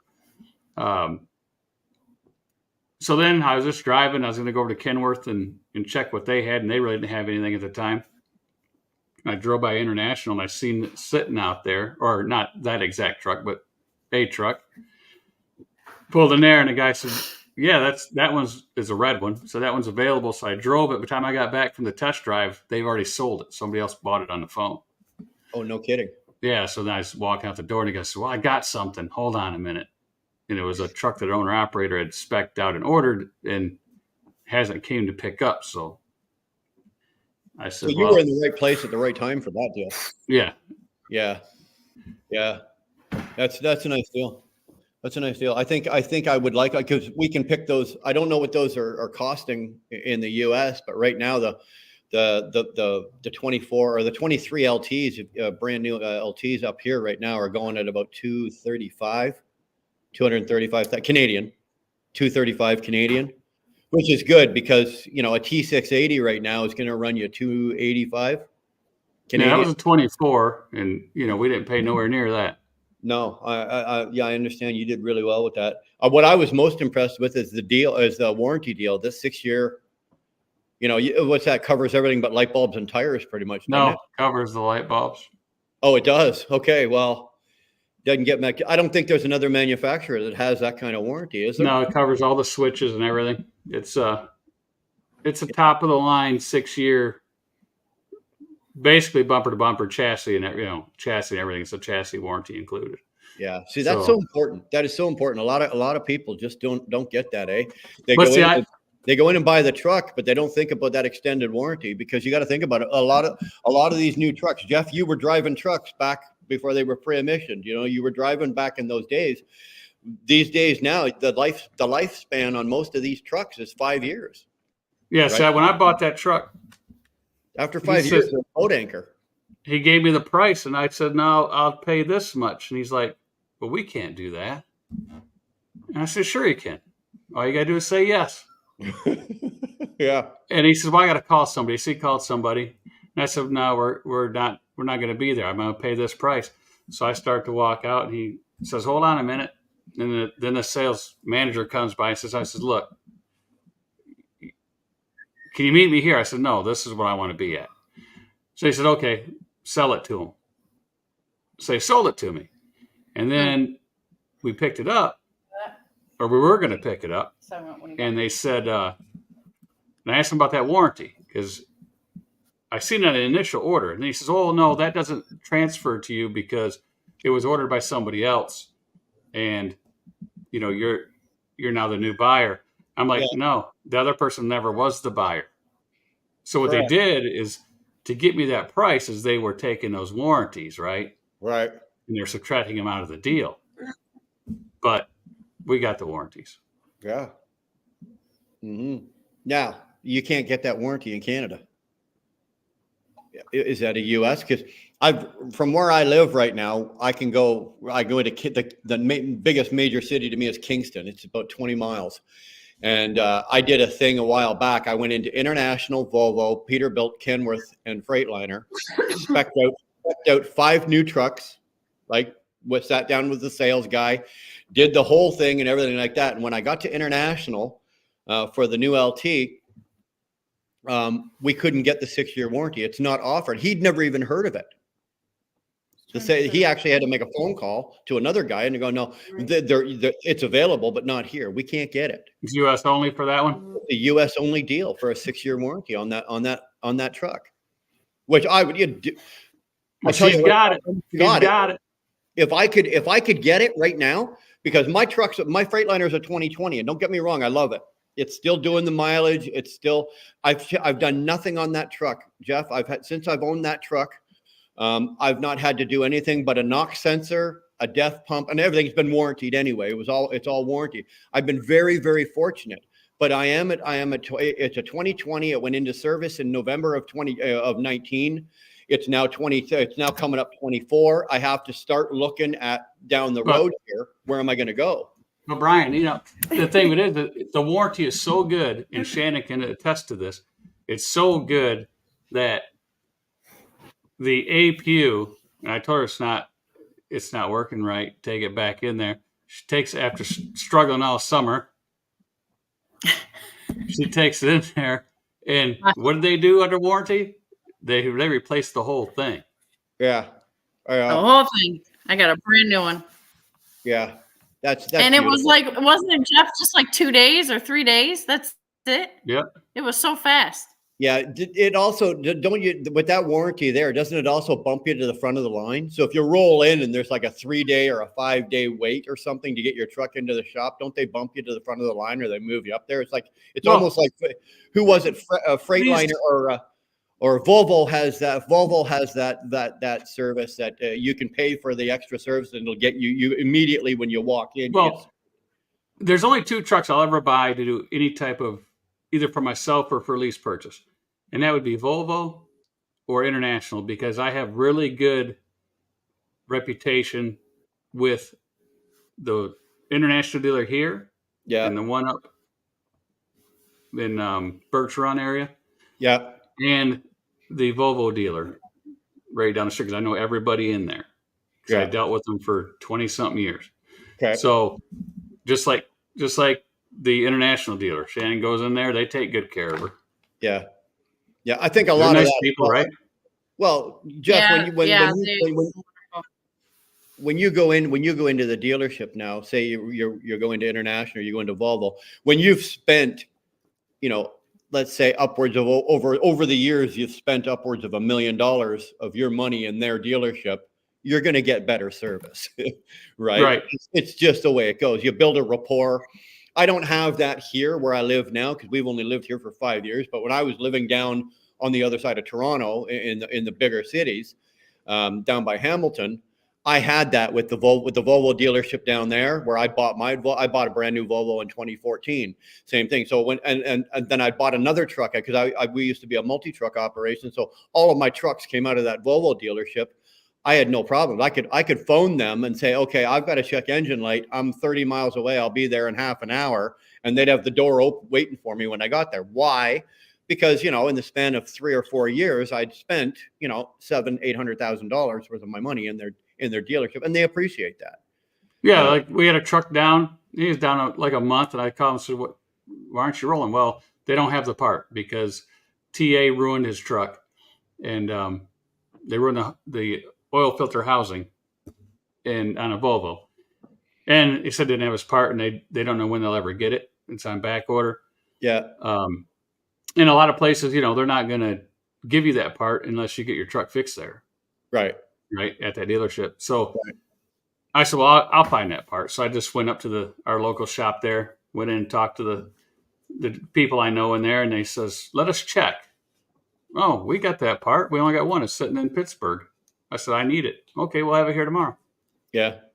Yeah. Paid him the money, and I had it, and I Ubered it down there to the dealer that the guy had his truck parked at. Yeah, that's nice. I've been fortunate with the Freightliner as well. I got lucky in Detroit, just outside of Detroit, blew the water pump, and I was able to limp it into the dealership down there, and they didn't have one. And it was going to be 3 or 4 days before they had one. I called over to the Canadian side. I called over into Windsor. They didn't have it, but they had one in London. And as soon as I told the dealership in Detroit that, okay, I've got one in London, we're going to get one of my guys to show up. He's coming by here. He's going to pick it up and bring it. He'll bring it here by tomorrow morning. As soon as I said that, for some reason, they started looking around, and they were able to find one in Indiana, somewhere in Indiana, and they were able to get it in like 12 hours. And, I appreciate that. And you know what? Now I did a video from their dealership, and any other time I'm in that area, if anything happens, I will definitely use that dealership. I will talk highly of them. I got no problem with that. Somebody says Birch Run, Michigan. It's really they really call it Saginaw, but it's in between the two. Those dealers up there are all off the 75 freeway. But Shannon, Nicholas is from Michigan. Nicholas is from Michigan. Who, Nick also, Earl? yeah. Yeah, Nick he's Earl. the one. He's giving us a hard time, is he? Yeah, Nick Earl. Nick Earl's been my boy. I think Nick's been following me since I was in the convoy. Since the day when we took the truck and we went into the convoy in Ottawa. I think Nick's been with me that long. I think I know Robert Tyke Trucking. He's been following us. He was with us in the convoy, followed us in there when we were doing all the videos from the convoy. I thought you were in that movie Convoy. Do I look that old, man? Really? Hey, aren't you the rubber duck? No, I'm the wheel burner. No, not the rubber duck. Who was in that movie? Oh, that was Chris Christopherson, wasn't it? Chris Christopherson, yeah. Chris Christopherson. That was a great movie. I thought that was you, Brian, in your younger days. Like no. Man, what? Yeah, you know what? You're Chris Christopherson. I don't have that kind of sexiness. Chris Christopherson, even Chris Christopherson's 80 years old. He can still get women faster than I could. Come on, that guy's got sex appeal just dripping off of him. Anyway. Yeah, you guys, Jeff, are you okay? I don't know. I've got a couple people here that might want to ask you some questions. Are you good to answer a couple questions, or do you want to run? I'm going to jump out because the signal's getting weak, and so I'll let you guys continue. I'm going to sit back and watch because I'm getting some. I got maybe a few minutes because I'm going to go back and watch this Michigan game. But anyway, go ahead. All right, man. I'll give you a couple minutes. Shannon, I'll text you tomorrow, okay? Let you know what's going on. I'm jumping out. Thank you.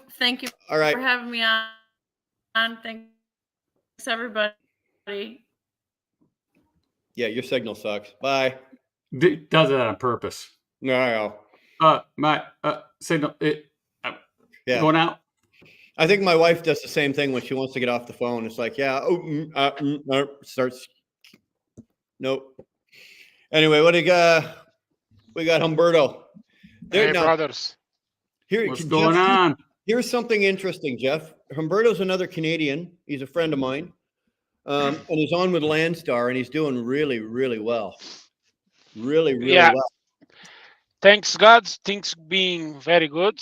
You guys, before talking about the cheap freight, some people do not take I learned one thing. Before, when I was like Brian, working for a company, get paid by the mile, I was seeing people taking $1.50 a mile, something like that. I was like, that's so stupid. Yeah, but now I'm in their shoes. I'm thinking different because you don't get paid the dead miles. Like if I have to run from here all the way to Minnesota, I do not get paid for that, only from the loads to the destination. So sometimes we need to find some small, even in $1.50 a mile, I can run my truck $1.50 a mile. My truck does 9.5 miles per gallon. If I send some pictures to Brian and everything, was amazing. This is a 2022 Peterbilt with a Packard engine. Before I bought this truck, people was talking very bad about the Packard. Listen, I have 10 years warranty on a DPF system. Everything related with the DPF is 10 years warranty. Engine, 7 years. Transmission, 7 years.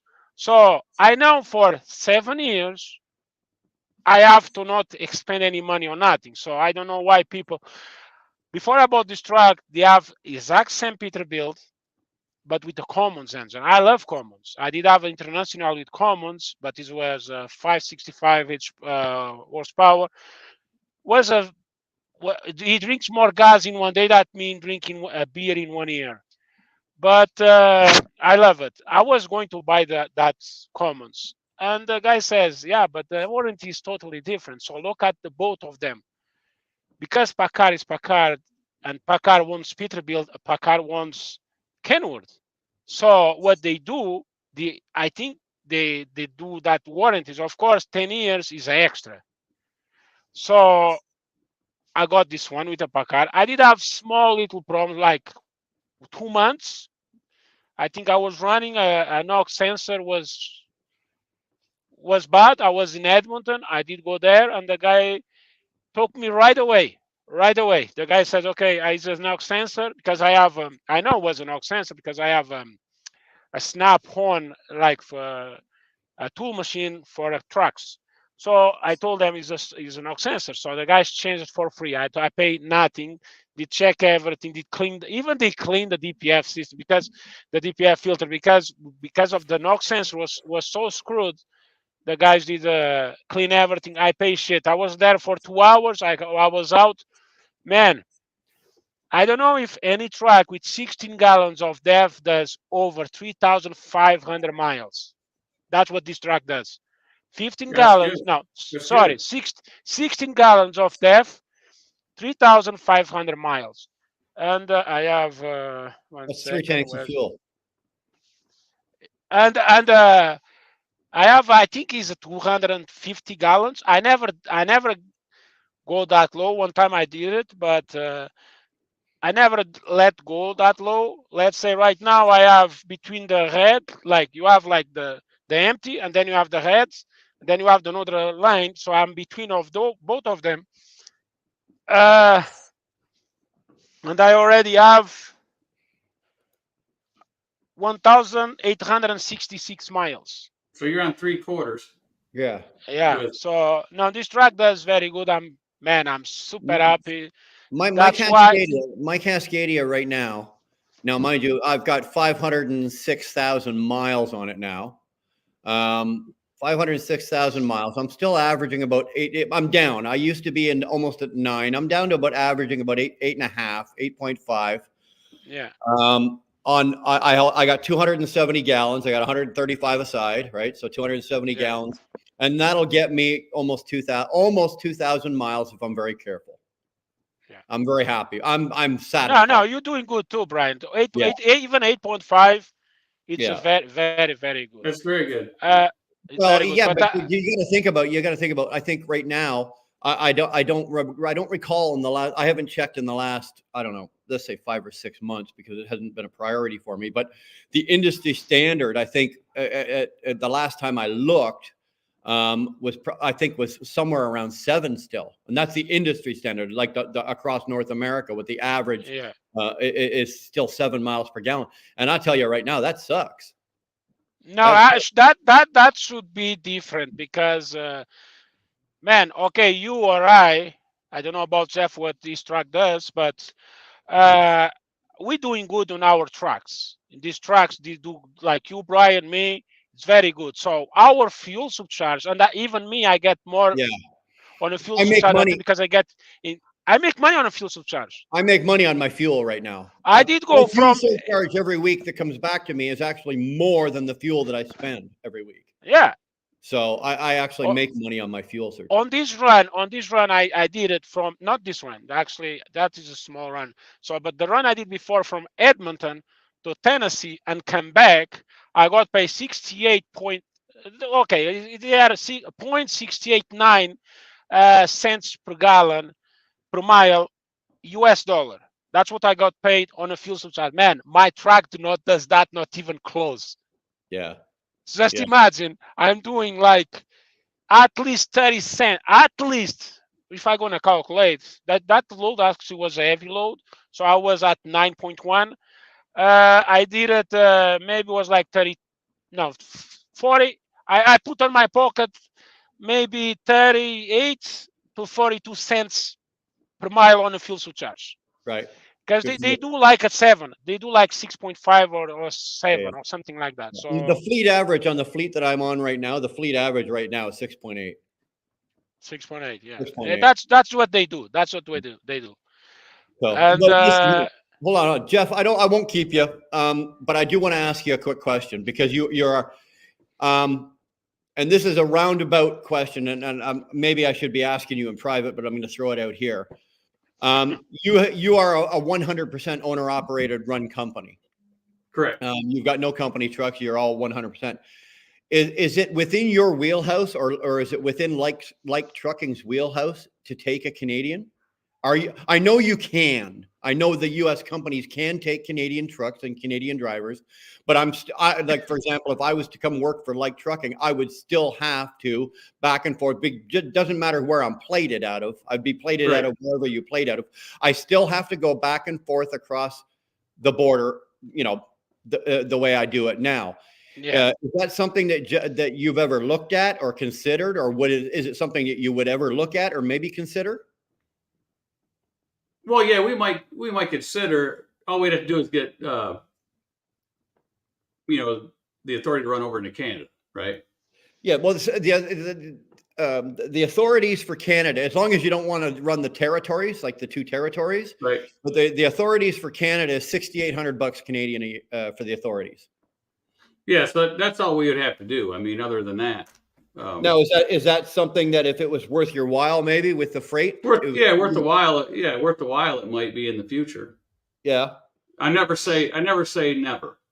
Okay. Yeah, me too. Not in business. It's something that Right. I've spoken. It's something that I've spoken to Shannon about, because I ran for Mercer. I worked for Mercer for a while, and couldn't make it work with the big carrier like that.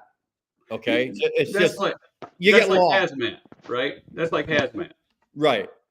We have it, but we don't haul if right? if I was to come and work for a carrier in the States again, I would be looking for something like Trucking or something along that size. I don't want a big, massive carrier. I don't want to be lost in the turmoil. See, but the problem is a lot of like I was talking to Post Trip. I was talking to Spectre. You know who that is? yeah, Right.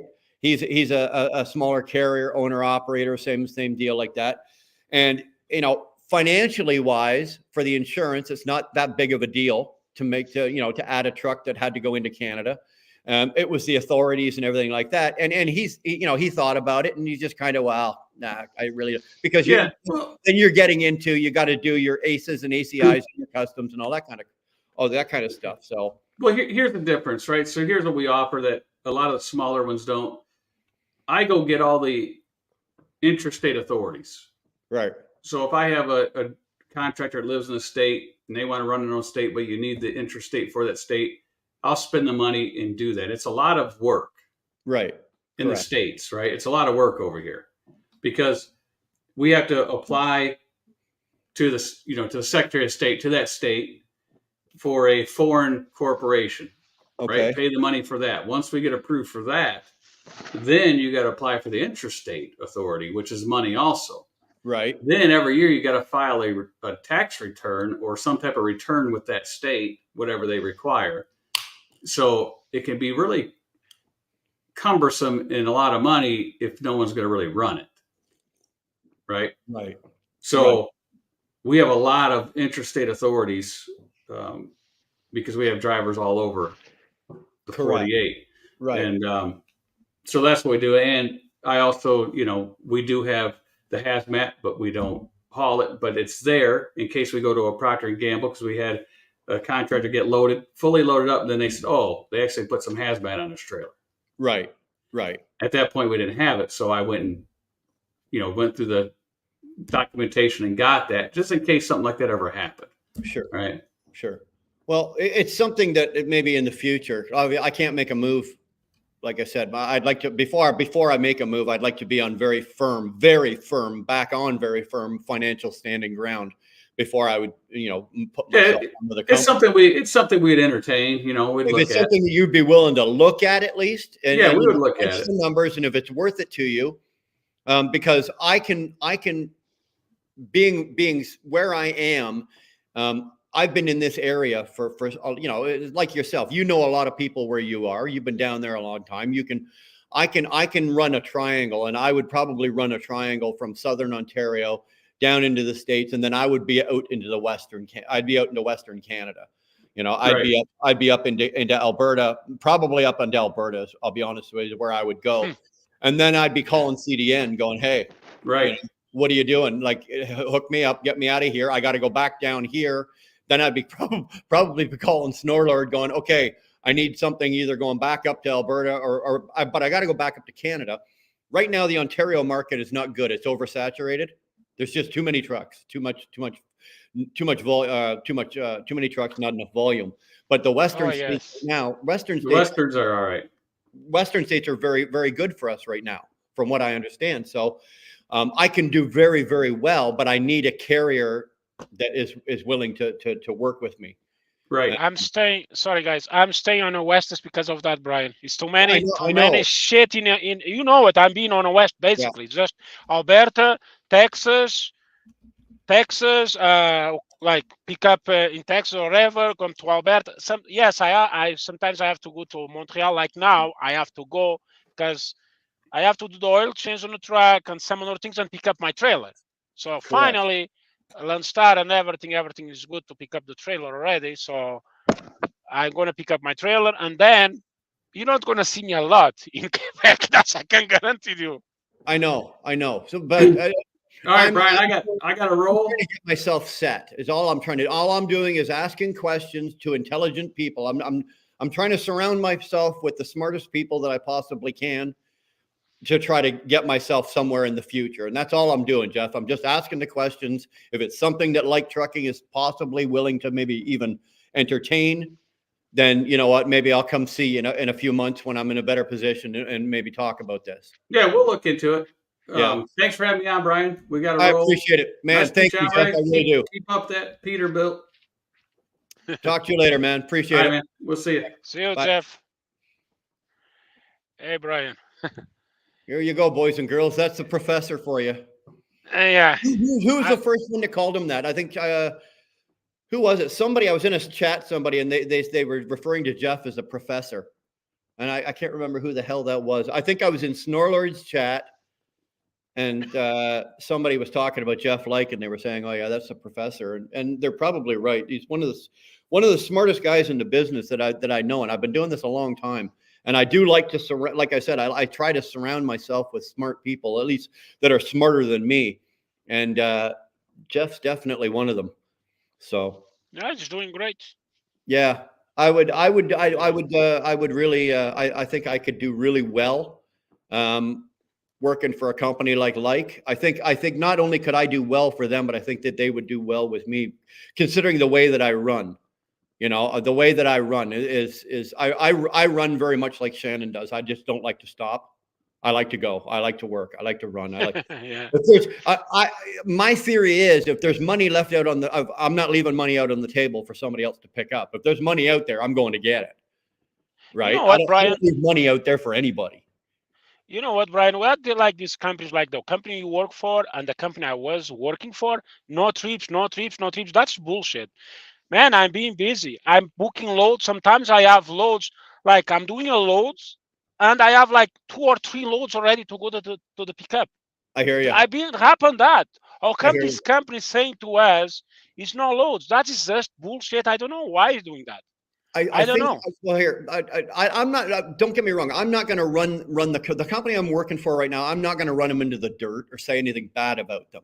But what I am saying is that the people at the top in our office, there's been a turnaround, and the new leadership doesn't have the experience. They're changing everything. Be doing what they're doing. So when they're saying there's no loads, it's not that there's no loads. It's just that they don't know how to. For example, they don't know how to negotiate their numbers properly. And I know for a fact that they've put some bids out on some lanes and they're way too high when they don't need to be that high, right? So they're bidding themselves out of work that they're, and they're asking for money that we need to run for, we need this lane has to be at $3.35 a mile. Well, no, it doesn't. You guys can do it for $2 a mile and still make a real nice profit on it, right? And because of that, we are suffering for it, because you got to remember, it is as in any business, yes, in any trucking business, we're the truck drivers, we're out here, but we're pretty much relying on these people in the office for our income, right? Yeah. When you were with Andy, right, it was the same thing. If they didn't give you your load, you didn't go anywhere. Right. So if, you 1 week you could run a 3,000 mile week, but the next week you're going to run 2,000 miles and go, what the hell happened? So you know why I left? The last 2 weeks was 700 miles. The first week I told him, if that's going to happen to the next week, I'm not even gonna call you guys anymore. I just leave. That's what I did it. And then the Yeah. guy called me like 3 days after. I have a load. I said, shovel the load in your ass and not call me back again. Bye. Exactly. That's what I Exactly. did it to him. Yes, Exactly. I was staying 2 months home, and I was already paying this truck because Right. I was not imagining about Landstar taking forever. Even I was so pissed with the girl I was talking with the recruiter. And as I said, you know what? I have a truck payment. It's not because I don't have the money to pay the truck, but I have truck payments. I'm not here to lose money. I'm here to make money. So Right. I almost go to 2 companies in Canada. Like first was Armor, and another one was Yeah, Dayroad. But you were looking then, at. go ahead. No, yeah, I was saying, I remember when you were looking for other companies, you were looking, because you asked, you called Dar, Yeah, and I you were was asking speaking to Dar. her. So you were asking Dar for a couple other companies of what we could run for. And it's I like, no. call your company. I call your company also. Yeah, I spoke to. I think her name was Cindy. Cindy. Cindy, yeah. I think Cindy. Yeah. She sent me the pay packet. She sent me everything. But I look at. I did not like it. Only on a part on a fuel surcharge, because to be honest, at Andy Transport I was getting way more on a fuel surcharge. But in another end, your company pays a bit more on the miles, and I was like, why? What the hell? Why? Okay, they pay a bit more on miles. Yes, it's true. But why the fuel surcharge is less than another company? That's what I don't understand. It's not just you company, like AT Transport. Yeah. That one is the worst. That one was the worst. That one You was thought the worst. ET was the worst? Well, oh yeah. The fuel surcharge, when I compare Yeah. the weekly, because you have to remember, you getting paid for the fuel surcharge, but not for the current week you're doing right Right. now. So Right. I was comparing. I was like, even I told Roner, I was on the WhatsApp, that fuel surcharge is ridiculous. Yeah. 38 cents a mile. 38. When your company paying 55, talking about Canadian, Yeah. Yeah. you getting 55, I and get I more than was 50. This week I just no, ran. that was a long time ago. Yeah, this week Not I now. just ran. I'm well over 55. I'm close, almost closer over $1, believe it or not. And last week, because it changes every week, right? It changed all the time. The fuel surcharge comes out every Monday morning at 7:00. So we check it every Monday morning at 7:00. But the way my company runs the fuel surcharge is they look at FSA as the company where they get the posted the fuel surcharge. Yeah. And it comes out as a percentage. It doesn't come out as a dollar value. So it'll come out at, say, A percentage. it'll come out. So I think last week it was something like 79%. So what my company does, they'll take 79%. So let's say, like, this week I just finished. I finished yesterday. I got in. I had 2,850 miles is what my miles were for the week. Not a bad week. It wasn't a great week. It's not fantastic, but it's a good week for me. It's a good money week. I made money. So what they'll do is they'll take 2,850, multiply that by 78%. That'll come out to like $1.40. So basically, my fuel surcharge was $1.40 a mile. So they pay me a flat rate of $1.52 a mile, plus the fuel surcharge at $1.20 or $1.40 or whatever it comes out to. I'm just doing rough in my head. Yeah. This changes all the time. So I'm running my truck with the fuel surcharge and the flat rate. My mileage comes out to about, say, $2.55 or $2.60 a mile, or $2.70. They'll come up to $2.70 a mile is what I run for, right? And people are like, "Holy fuck, that's good." Yeah, that is good. But if you're only running, like, I ran 2,800 miles, but if you're only running 1,300 miles, I don't give a shit. I don't care if the fuel surcharge is 120%. You know what I'm saying? Yeah. And that's why I go, okay, so if I take that,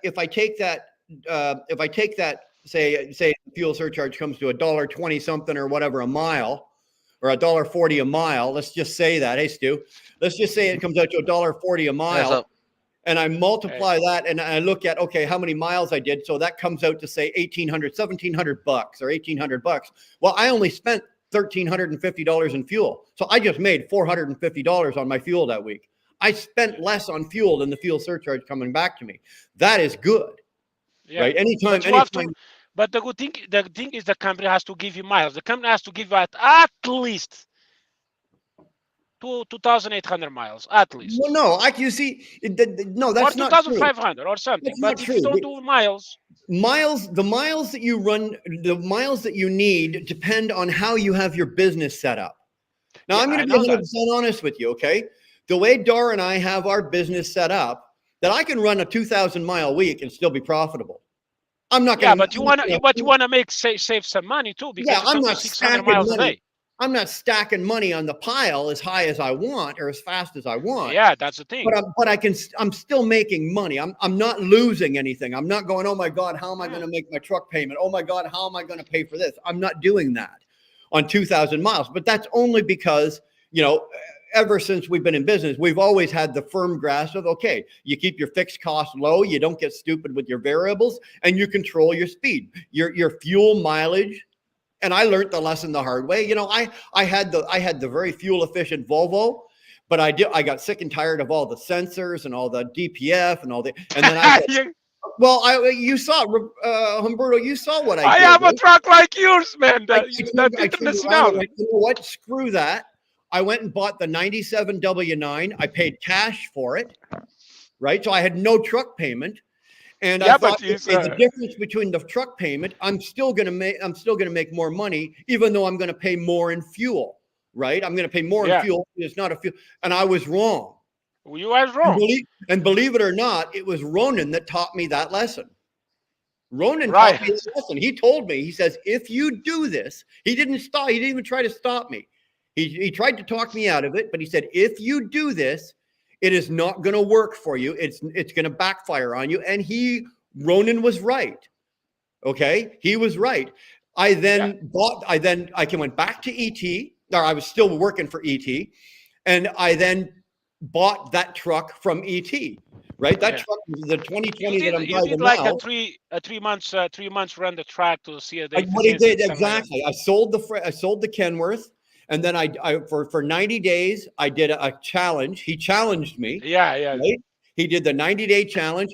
He let me drive the truck with nothing payment, because the truck was only 8 months old when I got it. So it only had 8 months worth of mileage on it, right? So I got an 8-month-old truck, right? And he said, okay, this is what I want you to do. You're going to run the truck for 3 months, and you're going to run it as a contractor, right? Like Drivers Inc. He said, you're going to do that, and then we're going to log everything, and we're going to compare the difference between the 3 months of that and the 90 days of that and the 90 days of the W9, and then we're going to compare it to the rest of the fleet and blah, blah, blah, blah, blah. And sure as hell, he was right. Even with the truck, then I turned around and I bought the Freightliner, right? And I sold the Kenworth. I had some money left over from the Volvo, so I was able to put down a really nice chunk of change. I was able to put down a hefty down payment down on the Freightliner. So my truck payment on that Freightliner is only $2,000, right? So I've got a really low truck payment. And because I've got a really low truck payment, it's not a big hurt. I don't need to run 3,000 miles because I've got a $3,500 a month truck payment. Right? I don't have that. So it's how your business is set up. Stu, you can agree with this. Well, I agree 100%. No, what I'm you're saying, missing you're missing a valid a big point, right? To that whole fuel mileage thing is okay. Say the W9 gets 5 miles to the gallon, right? And the Freightliner gets 8 miles to the gallon. Okay, 8.5. Well, it doesn't matter what the number is, right? At today's fuel prices, right? That might be, say, a 30 cents a mile or 30 cents per mile difference in your fuel cost. Well, the bigger that, the higher the fuel cost goes, the bigger that number. So the bigger the fuel cost, now it could be 50, 60 cents if you was to get up into the $5, $6 territory per mile. So that number is always moving. And the higher the fuel cost goes, the bigger that costs more. If you're going from 30 cents a mile right now in today's fuel prices, and the fuel just spikes at $1.50, that could be another 30 cents a mile extra you're paying on top of what you're already the deficit that you have. It's what is it Leffler's curve? What's the graph of it? There's a term for it, but it's a constant moving number. Right. You know, and it will get bigger. Right. And I agree with you. When I was doing that challenge and I bought that W9, we were paid. That's also when fuel was also, I think we were just under the $6 a gallon area. Remember, like we were ridiculous, right? Like my fuel bill for a week at one point, like Dar almost shit the bed. The fuel bill came in one week at ET we were paid first and the 15th. So let's say for 2 weeks, my fuel bill came in and it was like $3,700, and we both lost our mind. Right? $3,700. I'm going, are you out of your freaking mind? Like, even with the Volvo, my fuel bill would be like a week, $1,800, something like that, or $1,600. And then, like I said, with the Freightliner, like I can run 2,800. For example, this week I did 2,850, and I might have spent $1,200 in fuel. In this track, if I fuel all the way, I can do almost 3 days of driving, 600 and something miles. Once I still have fuel, I have to fuel up, of course. Yeah. It says, but what I want to emphasize, yes, fuel economy is important, but get your business set up. Get your goddamn business set up for the market that you're in. Otherwise, you're going to be dead. You know, how many of those guys? Stu, how many of those guys came in when we were making, $6 a mile? They all came in and they all bought. We know somebody that did that. They came in and bought a great big, huge, beautiful Peterbilt, massive payment on it, slapped $60,000 for the chrome on it, and then the bottom fell out. Yeah. Right? You've always got to keep your costs low, right? I mean, the lower you keep your costs, the lower you can move freight for. I mean, not that that's the goal. I don't want to be moving freight for $1.50. I never want to be. But if I need to go that low, I can, and I can survive. Versus someone that's maybe at like $2 a mile is their bottom number, and then that's the same guy that's bitching, hey, stop taking cheap freight, and I'm like, well, I'm not taking cheap freight. This is what I need. And so you just give yourself an advantage. You know what I'm saying? That's all you got to do. I agree with you. That was what I was saying to Brian before. When I was paid by like the same as Brian, I was thinking, why these people take so cheap freight? But now I'm on a different shoes because I'm booking my loads, and sometimes I have to run for $1.60 a mile. But it's not. Thanks God, it's not being a lot, because I'm getting really good loads. The load. One of the best loads I did was from Montreal to Calgary, and that load pays on my pocket $15,000. So and then I took one load, a small load. That load was from Calgary to Calgary to Saskatoon, from Saskatoon to Edmonton at $1.60 a mile. Right. Was not a good pay. You know why I did that? Because my load from Edmonton to Tennessee and come back, they pay me in US dollars. After Lone Star cut and everything, $15,000 US. Right. So I took that small. Basically, what you did is you used the $1.60 a mile freight to get your truck into a better position. And that pay for the fuel and even more money, because I'm doing 9 miles per gallon. That's what that enables you to do. Somebody that absolutely has to have $2 a mile isn't going to take $1.50 a mile to move his truck. He's going to stay parked because it's not worth it. I know a guy was in Las Vegas, was for Lone Star, was 2 weeks, and I was on a load board. I was like, man, it's a load down there in Reno, Nevada, straight to Edmonton, pays $2.50 a mile. But I'm in Las Vegas. Go to Reno and then go to Canada. Yeah. Why are you staying there 2 weeks? I don't do that. So you're gonna fail, man. Yeah. You're gonna fail because you cannot do that. Go truck yourself. It's more than that.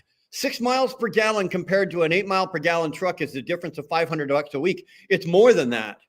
If you've got a 6 mile per gallon truck and you've got a an 8 mile per gallon truck, maybe if you're doing 1,000 miles or 1,500 miles, yeah, you got a 500. But if your truck's doing 6 and my truck's doing 8, we both do 3,000 miles. I can guarantee goddamn to you, it's more than $500. Oh yeah, and special, Brian. You're closer to about $1,000, maybe even a little bit more.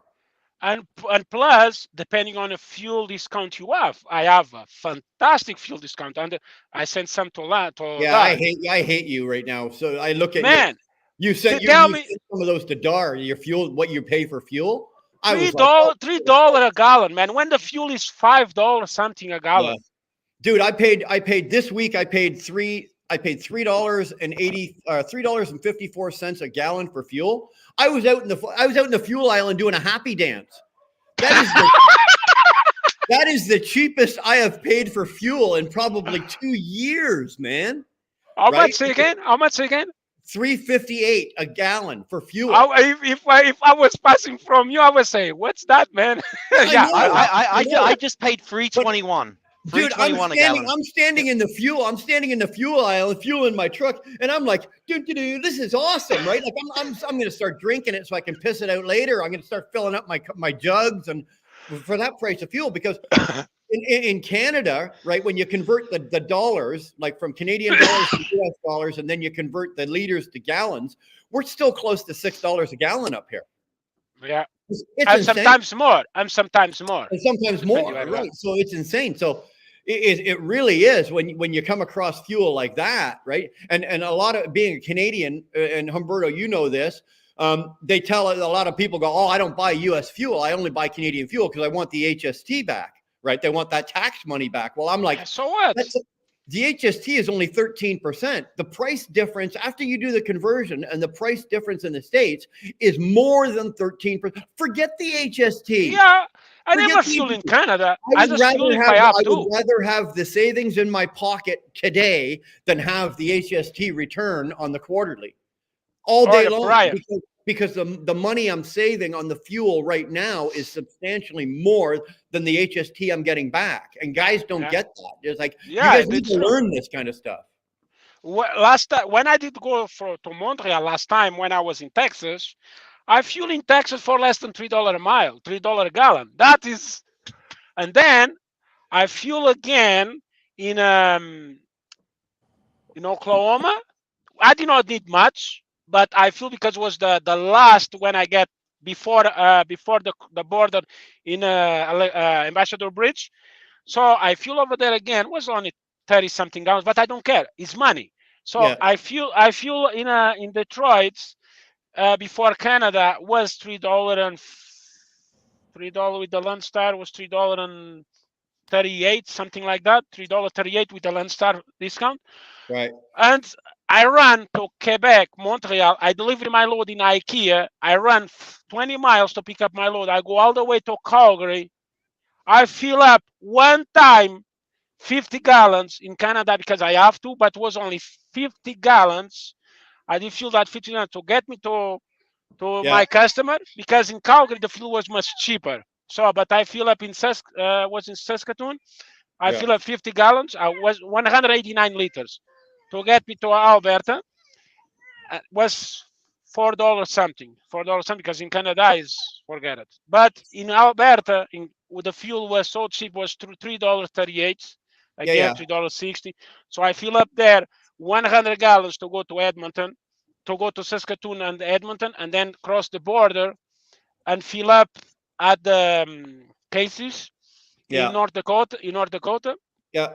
I fill up some fuel until I get to just before the TA, just before Minneapolis, because the fuel there was $3. So, and then I fill up again because I have to go all the way to Tennessee. So I got believe it or not, I got $3.58 at a sheet in Ohio. Wow. Ohio for me is not usually a friendly state for fuel, right? Ohio, Pennsylvania, New York. Okay, let's see something.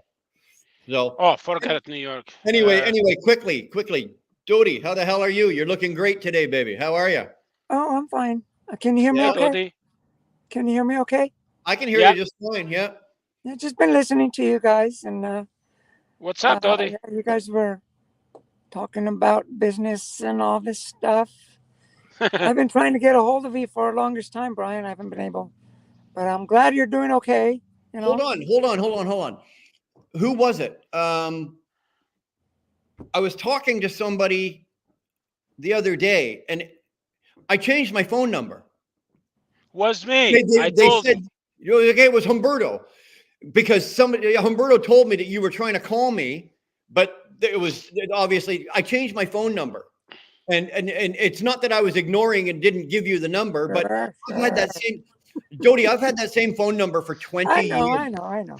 For 20 years on that cell phone. So when I went through the call list and I forwarded the new number, you got missed. I'm sorry. It was nothing. No problem. Don't worry, Dodie. I got missed too. I got missed too. I had to come on here. I had to come on here and track him down. My little secret is I like to be hard to get a hold of. No, like it was. People tell me you're hard to get a hold of. And then Humberto gave me. He told me that you were trying to get hold of me, and then it was one of those things. I'm like, okay, well, I'll call her, and obviously give her my new number. And then all of a sudden, it was like, oh, squirrel, and I got distracted, and then totally friggin' forgot about it. Don't worry about it. I apologize, but what I will do is actually here. I'll do it right now. Is I'll just send you a text message. And that's my new number, okay? Well, so just my phone number. I'm just, well, anyway, what I wanted to tell you is, Brian, you know, I wanted to tell you this a month ago, right? Not just because of this show here. I'm glad to see you are back on, right on for you, you know, like right on. Yeah. So, Brian, you know, you went through some pretty tough times. We all have been through tough times. I'm going through tough times. I even gave up my ranch, right? Yeah. Nobody really knew about it, but I gave up my ranch. I'm just like, okay. So anyway, what I'm trying to tell you, what I wanted to tell you is you create your own world. You create your own future. You create your own dreams. If you got dreams, how bad do you want them? That's the thing, you know. And like me, like I just paid my truck off and my trailer off. And I had to, right before that, I had to let go of my ranch. Yeah. Now I got to let go of my trailer. But it's about balance, right? It is. It's about, okay, I'm not going to micro how much air pressure I got in my tires, how many speed bumps I hit that'll slow me down, how much weight, you know, I can carry. Well, I'm going to throw my, you know, some of my luggage out so I can get better fuel mileage. No, I don't microwave any of that. You know what I do? I enjoy what I'm doing. That's the key for me. I didn't even realize I was doing this 5 years.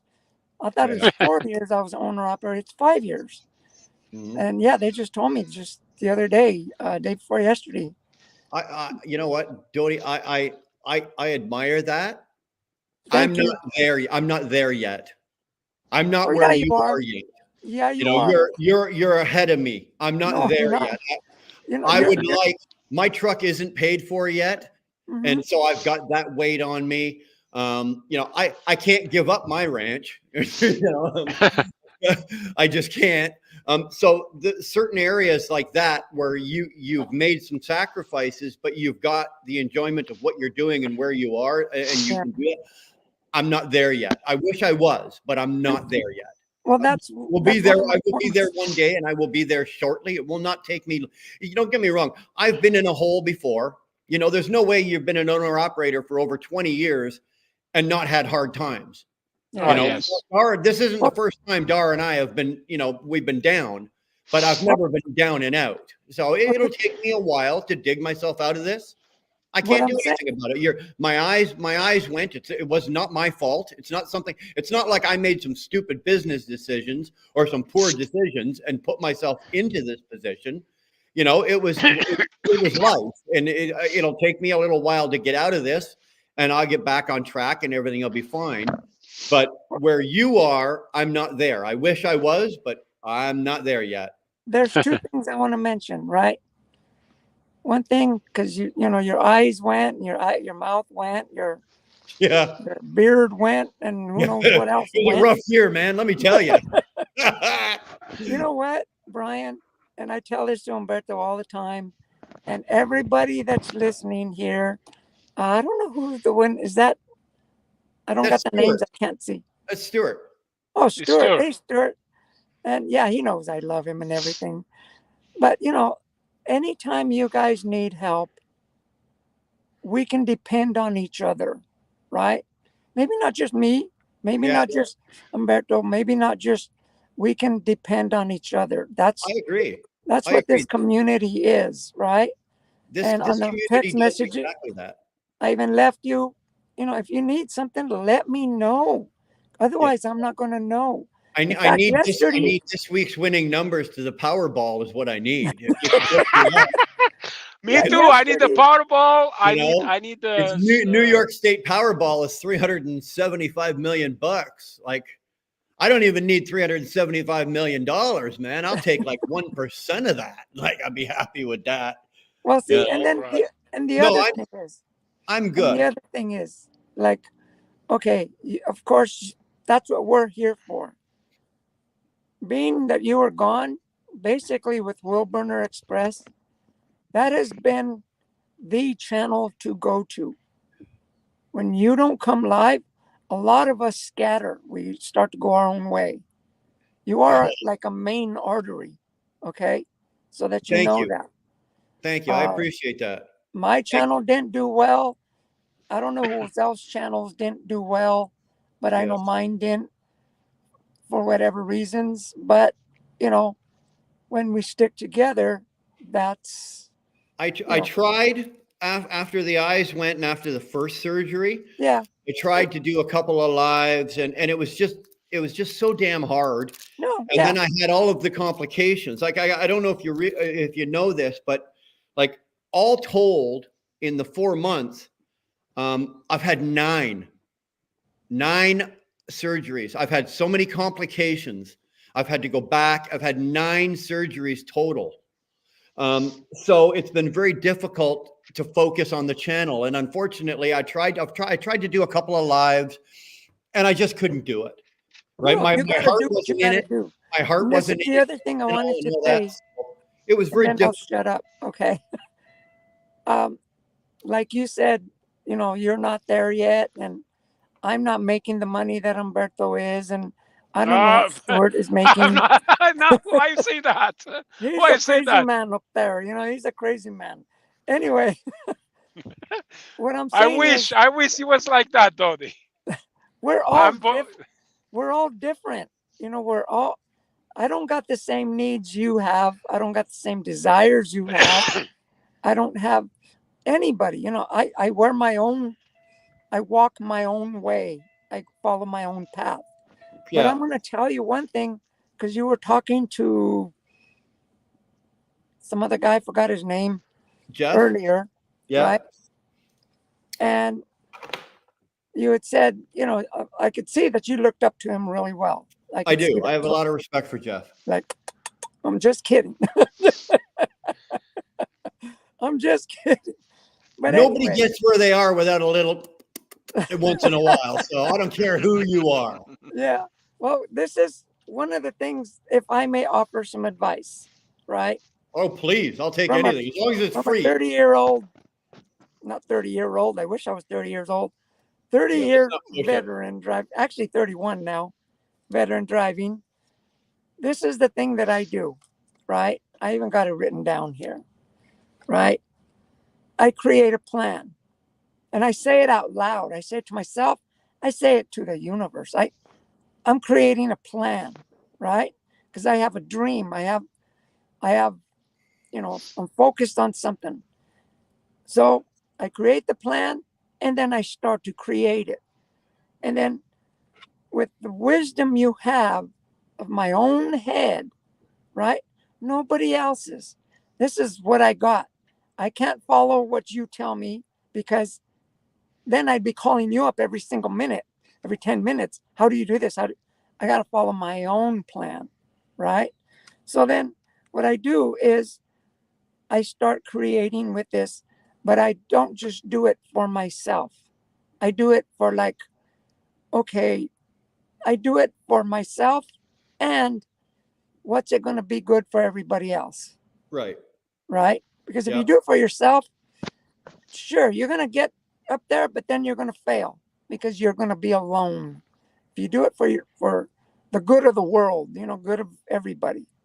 And then once you start doing that, once it gets going, no matter who it is, the plan you create, if you want to follow a already proven plan, that's up to you. If you want to create your own plan, like Umberto, he followed his own plan. Right. I mean, he has guts, I tell you. But you know what? I agree with that. But it's something that I've always believed in, and I believe in it. I believed in it 20 years ago when I became an owner operator, and I believe in it just as much today. It's okay to have. I've always got a plan, and believe it or not, I'm one of those people that I've got a plan, and I've got a backup plan, and then I've got a backup plan for my backup plan. But well, I'm not afraid to ask for help, and I'm not afraid to go and find people that my plan is not the end all be all. Like I just because it doesn't mean that I've got the best plan or my plan, my way of doing it is the right way, and an example of it is exactly what's going on here over the last couple of months. I've been doing it my way for the last couple of years. I was doing it differently before. I learned something else. I applied that, and then I did that for a few years. And then I see something like what Jeff Like is doing, and it's like, hey, well, wait a minute, lights going off. The light's going off. So it's you have to be open to change. You have to be willing to accept that, okay, you maybe take some of what you're doing, but applies maybe something of what Stuart does that works better. Then you got to be able to you got to be able to diversify, and you got to be able to adapt and change. Can I add on to this? Because especially in this market, especially in this job, in this career that we have. Believe me, we're not running trucks now the same we were running trucks 10 years ago. And then the guys that were running trucks 15 years ago, like we've changed. The industry has changed, and how we do our business now is so different as to how we were doing it. Let's say even go back 5 years ago. I agree. And something that I've always sometimes I've needed a kick in the ass, but I've always been open to the concept of somebody else. There's always somebody else out there that's doing it better than you are. Try to find those people. Well, right? See, Try to find those people. And I'll be honest with you, I've been lucky. Sometimes it's been my own brain power and my own smarts that have gotten me through. And then there's the odd time where you go, you just catch up. You're in the right place. You're at the right time. You meet the right guy. You hear the right thing. It's just pure luck. Well, see, this is what I wanted to finish saying. When you do that, get a plan, right? You got to stick to it. Put a time limit on it for a month. Don't do it every day, because that's going to drive you. It's going to go gray hairs. Well, wait a minute, you got a beard. I've got the white, comb. never mind. So you're already past that. But don't do it every day. Set yourself a month quota. How do I do this month? Okay, I sucked at this part. I need to improve on that. Okay, do that. What works for Umberto, what works for you, what works for Stuart, what works for anybody doesn't work for me. Like I said, we don't all wear the same pair of pants. No, right? I agree. And we got to adjust. We got to do our balance. If you see I like what Umberto's doing, right? So do I. And sure, but at the same time, I'm not as young as him anymore. If I would have known what he's doing 10, 15 years ago. Dodi, I told you already. I told you already many times, and I'm going to keep saying you can do it. Special now. Listen. Special now. You have your own trailer. Tired. You have your own truck. I know you are not tired, because it's exactly the same what you do. You do your company give you, like Brian. Now I used to be like Brian. The company gives me the loads. I am myself the way I am. I always try to go one step forwards. And I was stuck with the company because when I was doing reefer, I was doing really good. Even when the COVID-19, I was doing minimum 3,500 miles because everybody else was stuck at home getting $2,000 by the government. I was like, what the fuck Right. is $2,000 when I can get over $10,000 in a month on my Yeah. pocket? Right. So I But was one thing, working. I one always last did thing I work. wanted to say here is whatever you do, right? Sure, we're in the trucking business. We're counting our pennies and stuff like that. But you know what? Don't do it for the money. Put the money is a tool, just like the tires on your truck. You need your tires on your truck. You need the money, okay? Don't do it for the money. Do it for your heart. Do it like, okay, I'm going to accomplish this year. So I set myself a goal, I set myself a plan. That plan is going to change. Expect it. You're going to lose stuff, you're going to gain stuff, but you got to get to that goal at the end of the year. But Dodie, but don't do it for the money. Do it for, you understand though, right? huh? You don't do it. When you say don't do it for the money, you're competing against people that do it strictly for the money. Well, you I am got, one of So, them. well, it's as like a, this. and look, I understand the angle you're coming from, to have the vision, have the passion in the dedication in the job you do. Look, I understand that, right? Your heart's got to be in what you do, and we've all got to have an end goal, right? We come into this. I understand that, right? But the end of the day, that is one side of business, right? Whether you're an employee, whether you're a business owner, your heart's got to be in what you do. But the principles of business will never change Agree. because you will be out of business. And if that means I have to sell the truck that I absolutely love because it gets shitty fuel mileage and it's costing me 50 cents more a mile, right? Hypothetically, that's the decision I have to make, and I can't let my emotions get in the way of that Exactly. because Exactly. it's Don't let, because it, well, what I'm because I, saying is, okay, that's why you do it like for like a month, right? Or a week. We'll say for a week. Try that out for a week. No, that didn't work. Okay. Your goal is to get yourself a good business, right? To get yourself a new truck, a new home, whatever. Okay. But if you start stressing about one thing, like I'm stressing about, my engine or something. I'm all worried about my engine. Well, that's going to affect me and how I work, whether it's the engine, the money, the loads, whatever. Don't focus on just that one thing. Focus on the whole thing, and that way you can make adjustments. You can see the people you need to talk to. You can let go of the things you need to let can I go can, of. can I give you an analogy real quick? So Nope. if you're stressing about your engine, right? It's obviously an issue, right? Like, think of it as we're a boat, right? And I've Uh-huh. got a big hole and X amount of gallons of water's coming in. Do you think I'm going to stress about that, or do you think I'm going to stress about the little crack on the other side? Well, I'm you're going gonna to I'm adjust. I'm gonna address and stress about the thing that's gonna sink me Well, that's where immediately, you're going right? to adjust. You're going to balance it. Yeah, Okay, if you get a but Right. flat tire, but well, my point is, the stress is a good thing. That means you acknowledge there's a problem, there's an issue, and you don't ignore anything. you got to fix it.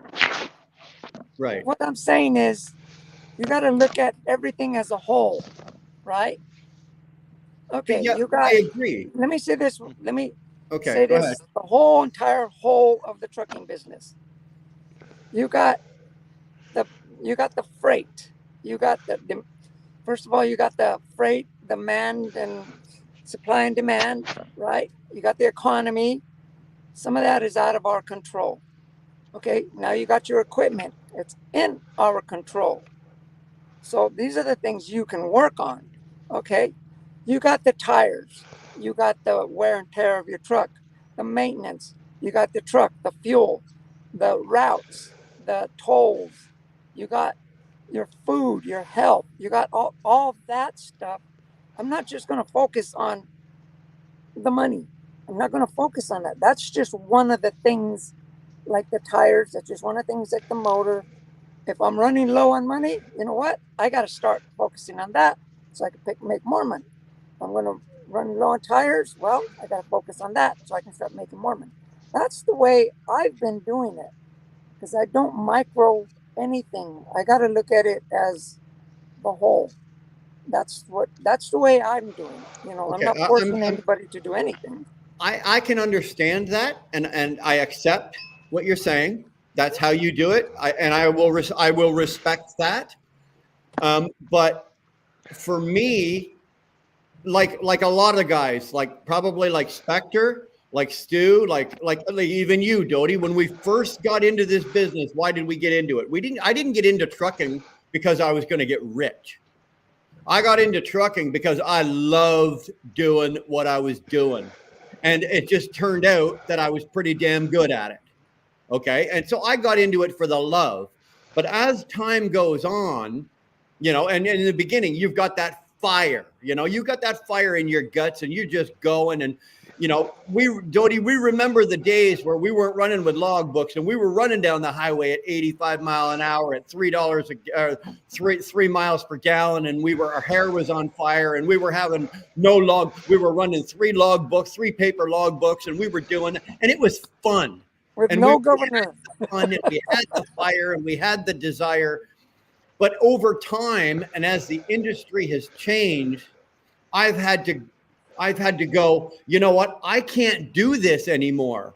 I can't operate my business this way anymore. I've had to adjust my business because now I not only have to know the trucking business, which is what we do, right? We pick up a load, we book a load, we pick it up, we run it from here, we deliver it here, we get the bill signed. That's the trucking business. But now I've had to learn, like way back when, or as from then until now, there's the other side, and it's the business. There's the trucking business, and then there's the business of trucking. The business of trucking is all of the shit that goes on behind the scenes that makes us able to do our jobs. And that's the business of trucking. And then we get all the over-regulation that's gone on and all the new trucks and all the new problems and all the new shit. And all of that, for me, has sort of taken that fire and sort of snuffed it out. I'm not out here anymore because I love doing what I'm doing. Don't get me wrong. I'm not one of those guys that gets up in the morning and I hate my job. I don't. I still love opening my curtains every morning, and I've got that fishbowl there that I look, and I'm in a different place every morning, and I still love that.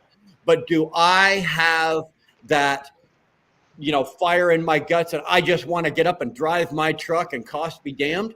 No. Why? Because now, because of the industry and the market and the way we operate today and the way we're forced to operate this way. If you're not operating this way, you're broke. You're going broke. I guarantee you. You need to know the trucking business, and you need to know the business of trucking, and that takes a lot of that. That takes a lot of the fun out of it. For me, it takes a lot of the fun out of the business, out of trucking, and it did. And right now, I'll be honest with you, I am one of those guys that you talked about earlier, Doty, that Brian, I'm here for the money. I'm here for the fucking money. Bottom line. I'm here for 2 things. I love it and for the money. Well, I love it. I love it too. But right now, especially in the position that I'm in, my truck hasn't run for 4 months. Well, see, I'm the opposite. You know, I'm a little bit behind.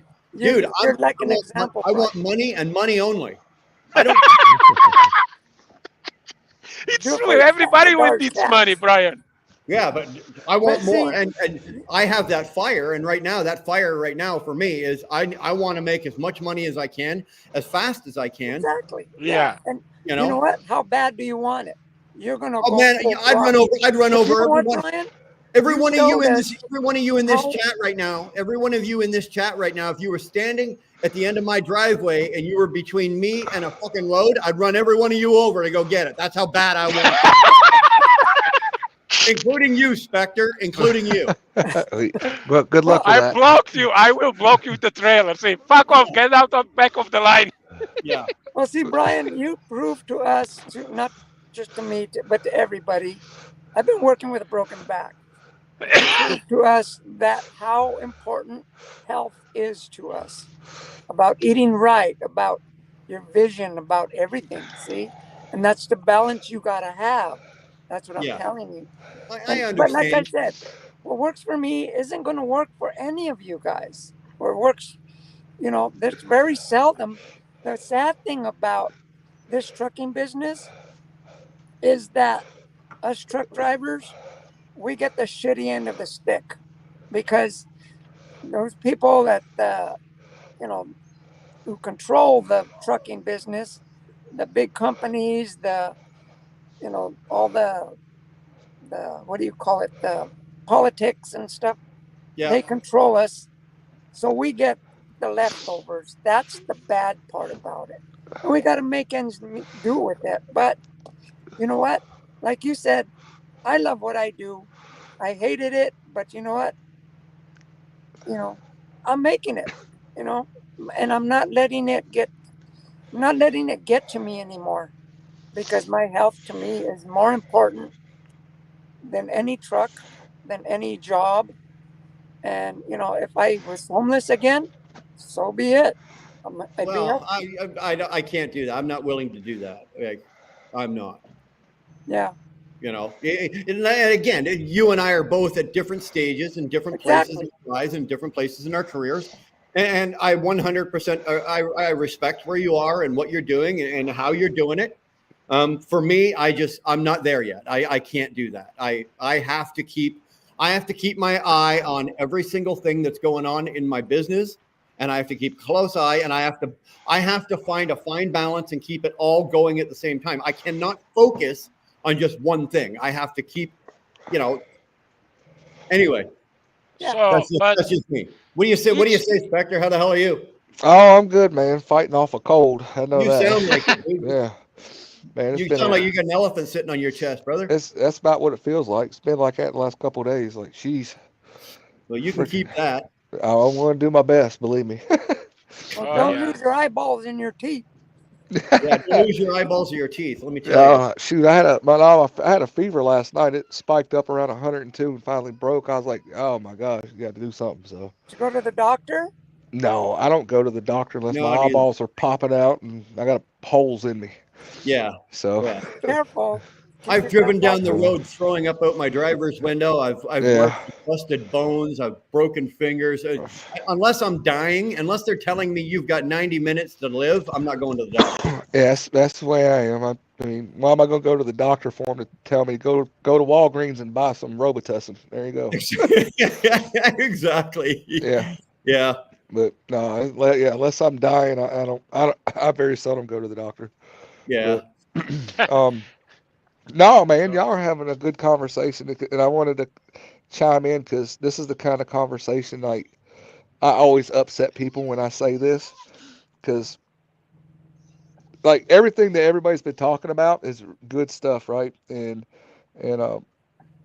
I read a lot of Bruce Lee's, like he's a philosopher, right, scholar and all that stuff. Yeah. And I always have a belief, his saying is, you got to be like water, right? You got to be like water, and that really it really applies to this industry. And you said it just a minute ago. You got the trucking business, and then you've got the business of trucking, Yeah. and and just speaking from my experience, like I knew that when I first got my authority, I knew I wanted to grow. I knew I did not want to stay one truck for long. And I came in when I first got my authority, it was back in like 17, 18, and the market was relatively good.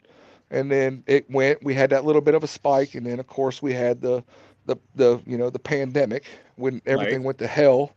But a lot of lessons were learned. And then of course we came out of it to where any driver coming into the market could fall out on their head and hit $6 to $8 a mile loads, even in dry van, to Correct. where now you got dry van. Once again, dry van is unremarkably is the highest one out besides reefer right now, which is weird again.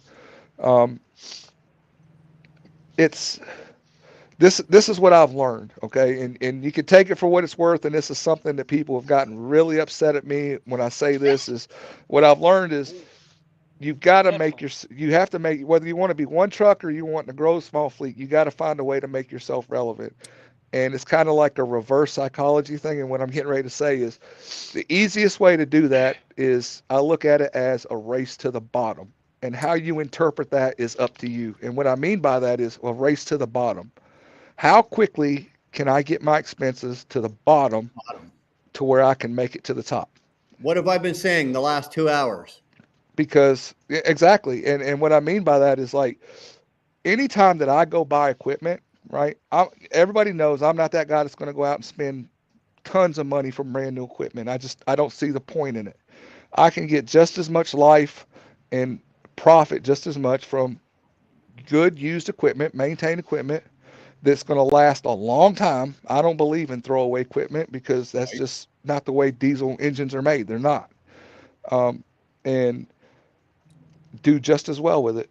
Yeah. The whole point and goal is to, one, get the equipment paid off and race. It's a race to get to the bottom, because if you can go lower than the next guy, it don't matter what the market does. It don't matter. Correct. It's all about what you can profit. It is, but it's also knowing how to get to the bottom. Correct. Yes, exactly. And going out and buying that. You do it. Yeah, and that's what I'm saying is, and going out and buying that freshly brand spanking new pretty truck. Don't get me wrong, there's some that are out there that are gorgeous. May not be the best way to do it. May not be the best way to do it. You know, for me, this is just my experience. Okay, I have found great success finding mid-miles equipment, getting it paid off, and you can profit. You can profit. It does. It does. I mean, there's some people that I've seen and I've heard that are struggling, and when I talk to them and I listen to them, what it is they've over leveraged. Okay, they've over leveraged for what the market is. It's a race to the bottom. Which race are you running though? Right, is the question. That's how you have to look at it. I don't know if you guys play chess, and I like to play chess. I do. A good way that I've learned how to play chess is not play with your own team. Play what's coming at you, right? Yeah. Use their moves and just counteract with their moves that they're making. Well, that's the way I do it. Well, in this industry, though, what I've also learned is that works good for a short period of time, but once you've had some time in the game, you should have enough data to be able to predict that stuff. Predict and make counter moves. And that's where the part comes in. Why I'm really big on his quote of saying like be like water, because about 2 years ago, which me and you talked about this, Brian. I mean, we made a complete pivot in less than a year out of the dry van market. Like we were all dry van and we saw what was coming and we pivoted, and it's probably been the best pivot that we could have done, and it has served us well, very well. Which I know you and Nick talk, and it's been very, very, very gracious to us. And a lot of guys in this industry, single truck owner operators, get stuck in that, saying, "No, I'm going to stay this. I got to stay this." But look, you're just like a big fleet or a mid-sized fleet or a small fleet or even a single. You've got to be willing to change. You have to. If you don't, if you have that inflexibility to change, even as small as change as capacity of what you're hauling or modality could change your outcome. All right. Don't get stuck in that single mindset of, oh, I'm only going to do this, or oh, I'm only going to do that, because if you do, you are really putting a handcuff on yourself. Right. Not being fluid is the biggest error someone can make. Not being able to change with the times, whether it's the equipment you're pulling, whether it's the realizing that the truck's costing you way too much money and you can do it for get it for half the price. Not being fluid and not making the change when it's necessary out of fear is probably one of the biggest errors people make. Being willing to make that change is probably one of the hardest decisions to make. But it's also one of the most satisfying decisions you'll ever make, because just give you an example. Okay, in the last 15 years, 15. No, actually, let's go back even more. Say 18 years. As an owner operator, like when I came in as an owner operator 21 years ago, I was pulling dry vans, right, as an owner operator. But then we went to pulling reefers. Then we went to pulling flatbeds. Yep. Then I got into oversize and special commodity. You know, it is the willingness. And believe me, every time I made that change, it wasn't a decision I took lightly. It was something that you know, it's scary because you just don't know what you're going to do, or you know, it's a gamble. It's a gamble. Yeah. It is a gamble, but you have to, first of all, you got to do a little bit of research, which I do. But you got to be willing to take that chance, and you got to be willing to put one foot in front of the other and do it. But I've been very fortunate for two reasons. One, you build yourself a hell of a resume. Yep. Like if you look at my trucking resume, I've done everything now except pull a tanker, and I really don't have a desire to do that. So, but making those changes, being able to look at what's going on, and the word you used earlier, Spectre, was pivot. You have to be able to be willing to pivot. Yep. And you have to be willing to pivot and pull the trigger. You got to make that decision and pull the trigger and then go with it. Don't second guess yourself. Right. That's another thing that, and don't get me wrong, I'm not patting myself on the back here, but I never second guess myself. I make a decision. I decide I look at something, I make the decision, I do it, and then I don't give it a second thought. I don't second guess myself. That's the worst thing that we as business owners could ever do, is start second guessing ourselves, because if we start thinking about, well, what we maybe we made the wrong choice, or maybe this or that, now you're taking your attention away from what you're supposed to be doing, and you're thinking about what you could be doing. Right? Make the decision, pull the trigger, and then go do it to the best of your ability. And then, you know, if time goes on, if it's not working for you and you need to pivot again, then so be it. You do, but be willing to make that decision. I've now in my business has had to change no less than in 21 years. My business is we've had to pivot no less than 5 different times. Exactly, and five times in 21 years. I've had to, and a lot of times that's where you know, the collecting data, and that's where the business of trucking comes in, right? That's on the backside of it, the business of it, and that's when you have to look at it, because like when we made the pivot, a lot of people called me crazy, because that was at the time when dry van was through the roof, right? It was through the roof. But that's when you start, you know, you doing this long enough and you collect that data and you're like, something really bad is getting ready to come. Right. And we made the pivot. We did. And right when it happened is about when we went full effect on the fleet side of it, being full, you know, we switched our modality, and we were like, whoo, yeah, we played that card, right? And well, okay, let me finish my thought here. And then it's like, sometimes you have to make that choice in good times, and sometimes you have to make it in when you think, oh God, I can't do it right now. No, you may need to, you know, and it's one of them things. And then the other thing that people need to remember, and this is big for even the single truck operator, which we have enough experience and people in here that have done it and had their own authority, is you got to remember this. The business of logistics is like one of the, if not the largest, as far as money wise goes in this country, worldwide. It's huge. So. It's huge. But you got to remember on average, this is just an average, it's only a 3 to 5% profit margin for even the largest companies. Oh yeah. You have to remember that.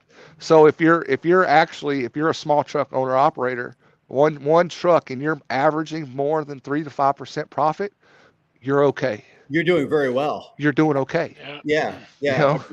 I mean, sometimes in this business, greed overtakes that thought, and it's like, oh my God, the end of the world. No, you're okay. You're okay. How many guys, Spectre? How many guys in the last, say, 3 years have we seen where that greed has overtaken? And a lot. Where are they sitting right now? They're all of their equipment is sitting at Ritchie Brothers right now.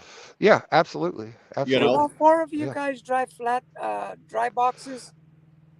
Right now, I bounce back and forth between flatbed and dry van. Right now, because of my eyes and because I'm just getting back into it, I'm driving I'm driving a dry van, but I still, the company I'm with does both, so I do both. I went from an all dry van fleet to now I have 2 dry vans in a fleet, and they've been sitting for over a year. So I'll sell them. Yeah, Well, but you're on reefers, right, Spectre? Yep, all reefer. I've been on a reefer and the dry van, and now I bought the reefer. So I'm gonna do dry van and reefer on a reefer, of course. So yeah, I think Dodie. I think you're the only full time Dodie. I think you're the only full time flatbedder right now in the group here. Yeah. But I've done flatbed, I've done reefer, I've done armored, and right now I got a flatbed Conestoga. And yeah. So versatile makes a big difference. Like you said, you got a good resume going on you. I think if I had a choice right now with the market and from where I live, like in Southern Ontario, I would if I had my way right now, I would buy and I was buying myself a trailer right now, I'd be buying a reefer. I'd be buying a yes, Brian. I'm checking the loads from Toronto, Montreal, all the way to US. Yeah. Yes, it's the way to go. That's why I chose buy the reefer. That's why I bought the reefer. I got another question, right? Sure. You guys, this might be controversial, maybe not. What do you think is better, to sit and wait for a good load or take a bad load? Oh, take take a bit cheap load. Can I answer that? Go ahead. Well, I think it's an open-ended. I think it's an open-ended question. Can I answer that one? How long are we sitting for? What sort of rate are you trying to get? How much are you I don't giving like up? to sit. That's. I mean, most of the time, in a general, I'm going to keep the wheels turning 9 times out of 10. Yep. If it's 9 times out of 10, but the way you've asked that is almost a very open. You would have to you'd have to know the numbers. What are you giving up? What is there the potential of getting? What's the volumes? What's the volumes like? I mean, that there is. It's like a Rubik's cube, man. You gotta quickly twist all the pieces together and figure it out. Well, there's a lot of pieces to that question. Well, no, I mean, I don't see it as being a hard question to answer, because a lot of times with what we're doing, my easy answer is this: we're out. We're not waiting. We're not waiting. And it's just I think the biggest thing that dictates that is one, are you hauling contract freight? Or do you have a contract load coming out and then you just trying to find a backhaul and you can't find anything? Or are you strictly working off the load boards? In either answer, my answer is always this. I'm like who's the other gentleman there? Humberto. I'm like him. I will give it a certain amount of time and I'm gone. Yeah. Because my time, the biggest thing that you can never, ever, ever, ever get back is your time. I'm gone. Agreed. No, yes, you have to go. You have to go. But if you think about it in this terms here, it goes back to kind of what we were talking about earlier.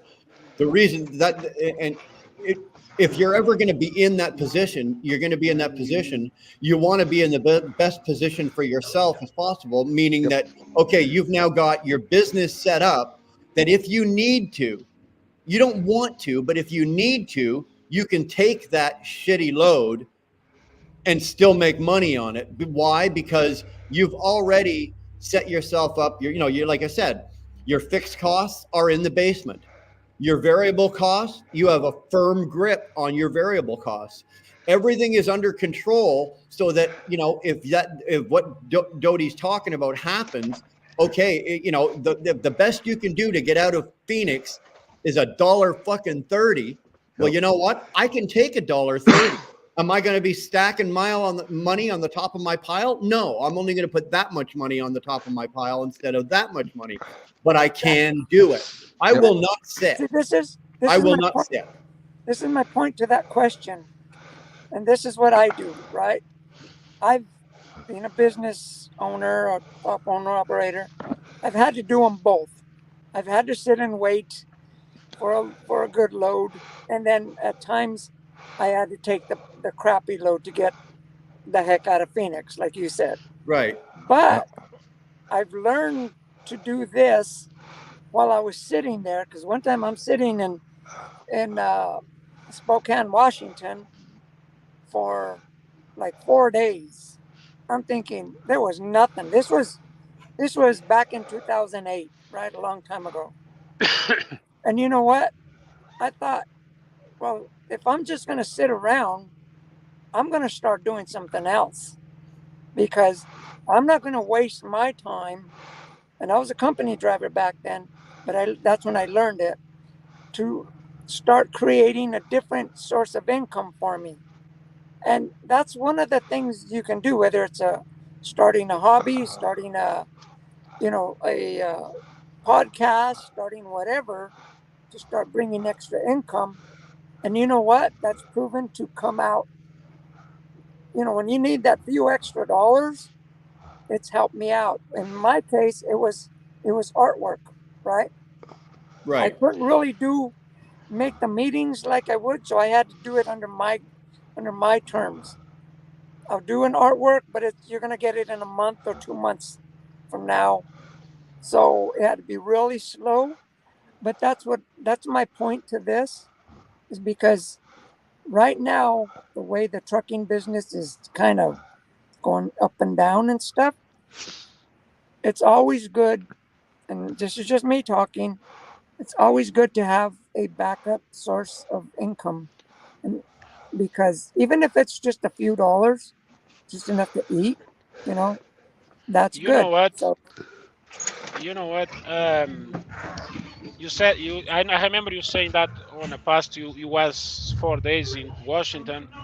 Uh, I was in Oregon and was nothing from there. I drove.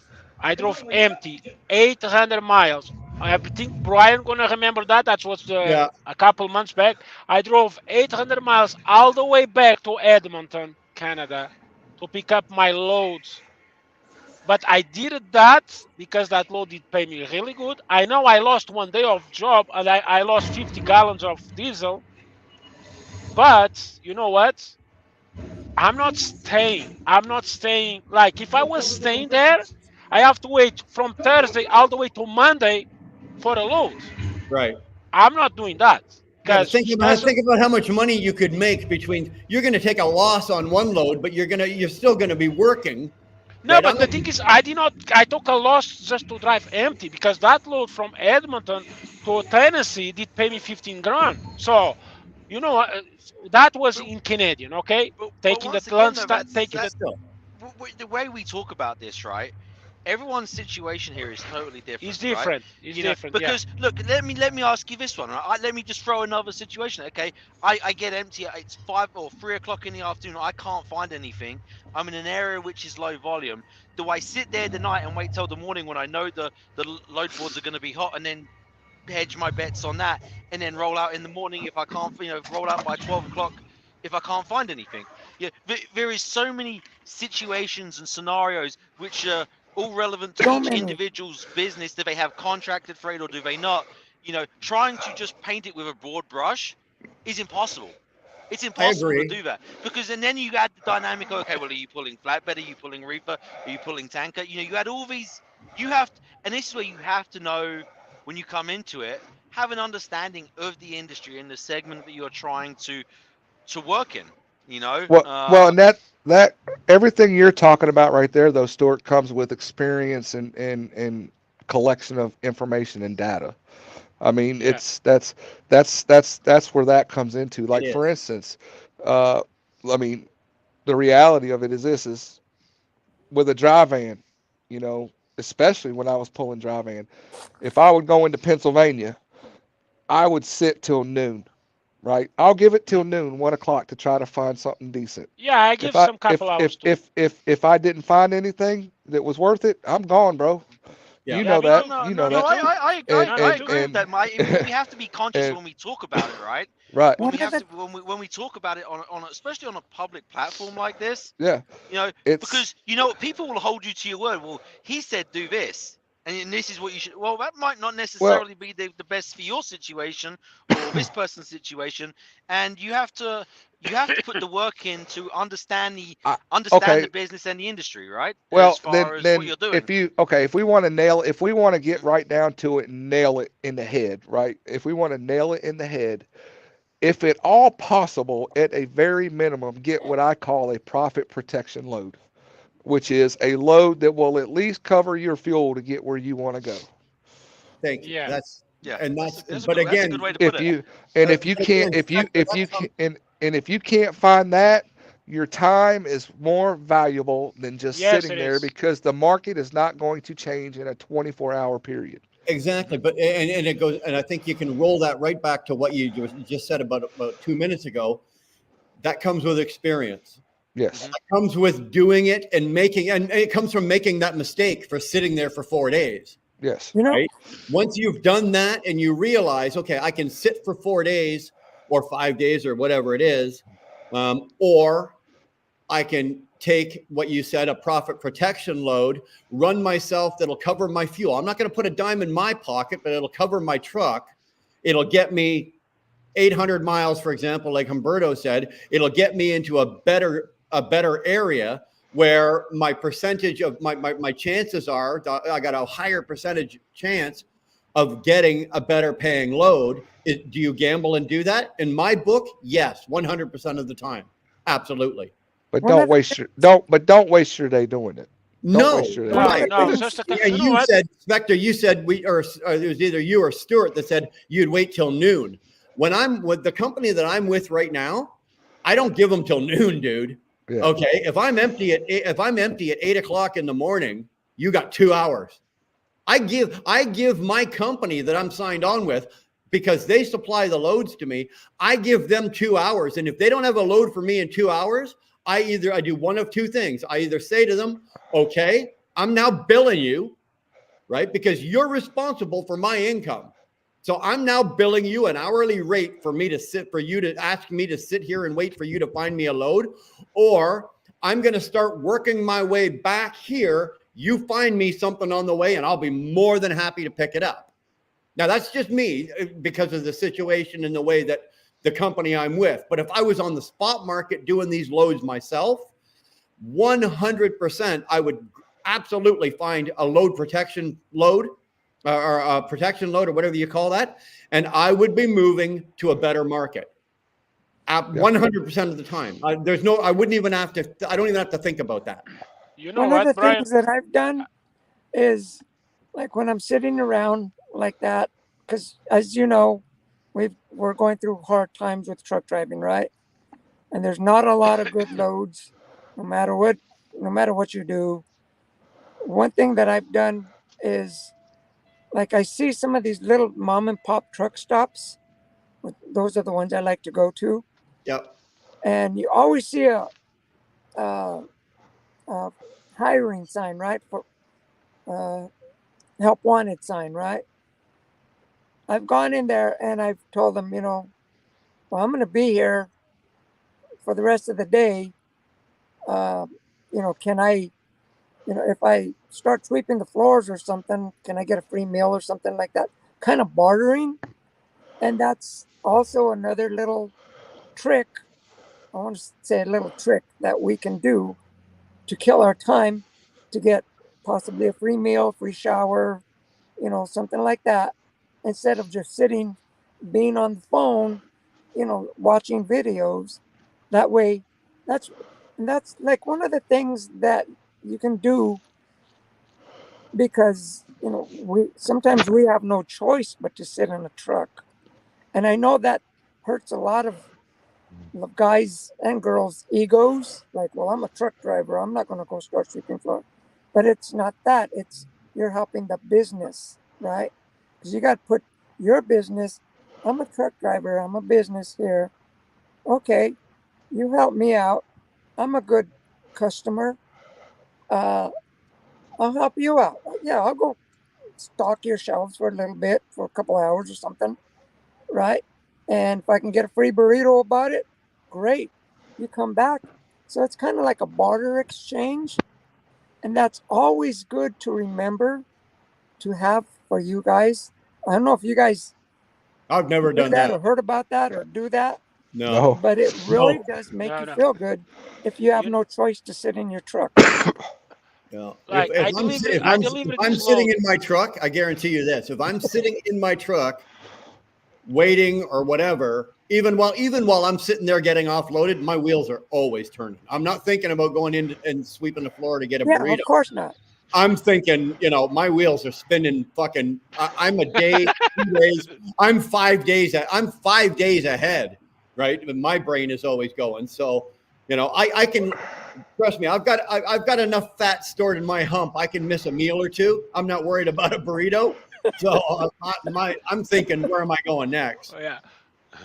Well, what I'm Well, saying this is load. sometimes, we business between the truck drivers and the truck stops. It's always good to kind of help each other. That's all I'm saying. Yeah. So I delivered this load over here. I'm in Mackenzie, Alexander Mackenzie, North Dakota. I delivered this load yesterday, and I have to do my 36. So what I was checking on a load board was I have loads. I do have loads. I have load in Winnipeg. I have load. All the loads I have is between 380 to 500 miles radius. Actually, one is 571 in Minneapolis. So what I'm doing now, I do my 36. I have my clock. It's gonna reset in about 3 hours, 4 hours.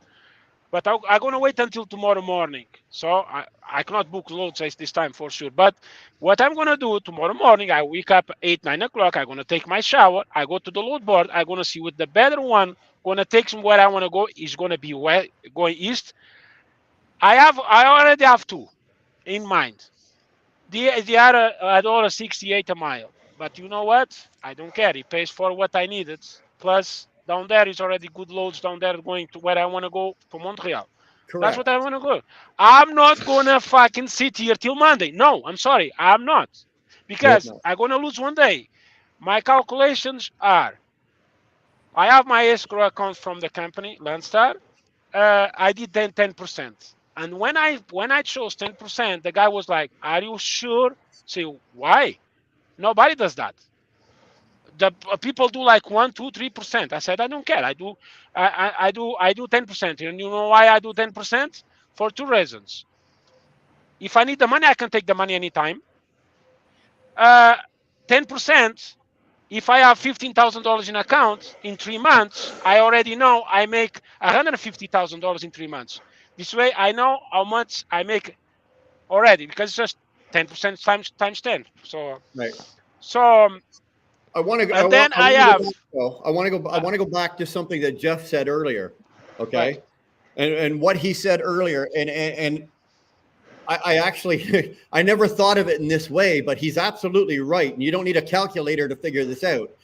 If you're running your business and you're on the spot market, okay, and you're running your business like this, if you have to sit for one day, that's fine. One day It's running not on the fun for me, Brian. It's not fun for me. one day you can actually make up a day.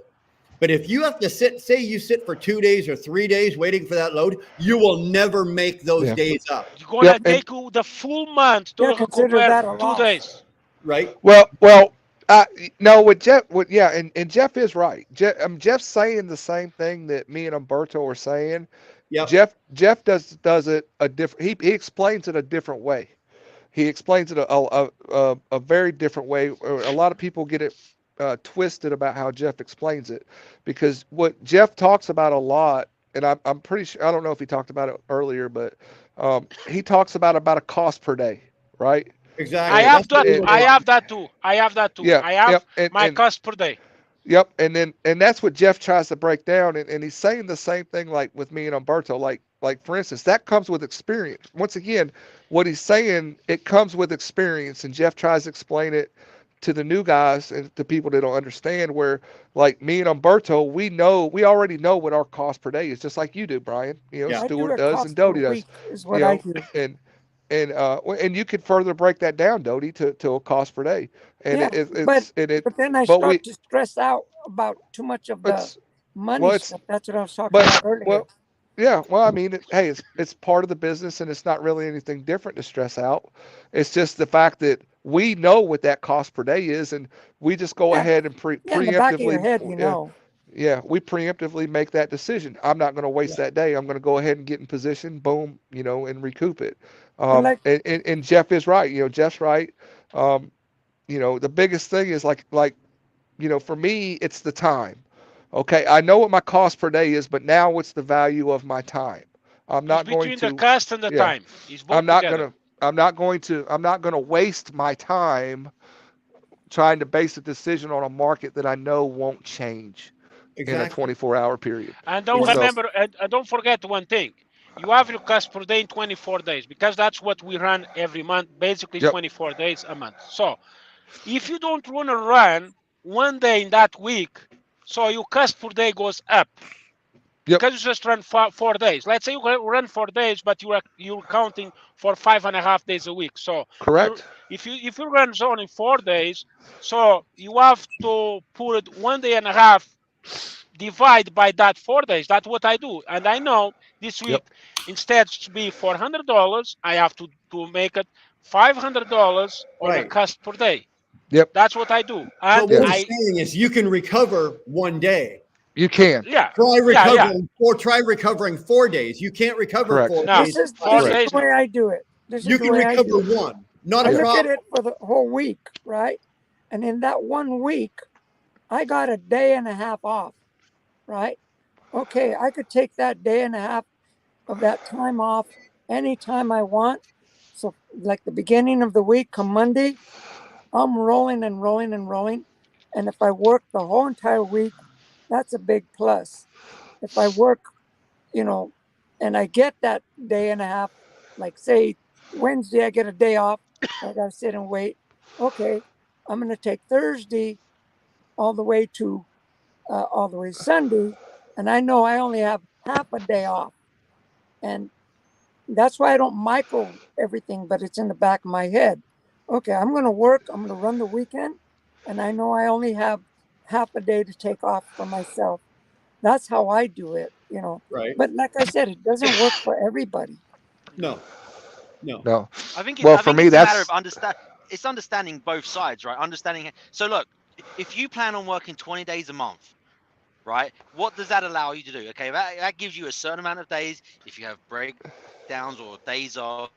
So now you can make up days. If you say, crap, I didn't make it, day 3, I didn't run any miles, right? Now you're giving yourself days to make up, or allow for, bad weather, whatever it may be, right? You can't go and say, well, I'm going to go and work 30 days and because you got to have an element of error in it. Well, okay, if you plan on 20 days, right, what do you average per day? Well, let's say you average 500 miles a day. Well, that's 10,000 miles a month, right? So look, I always refer the cost per mile and the cost per day is in like a speed limit, right? If you're in Canada, you're going to go off frickin' kilometers an hour. You try using kilometers an hour in the United States, you're going to get looked at like you're freaking stupid, But that's my point. It's the same bloody thing. Your costs don't change.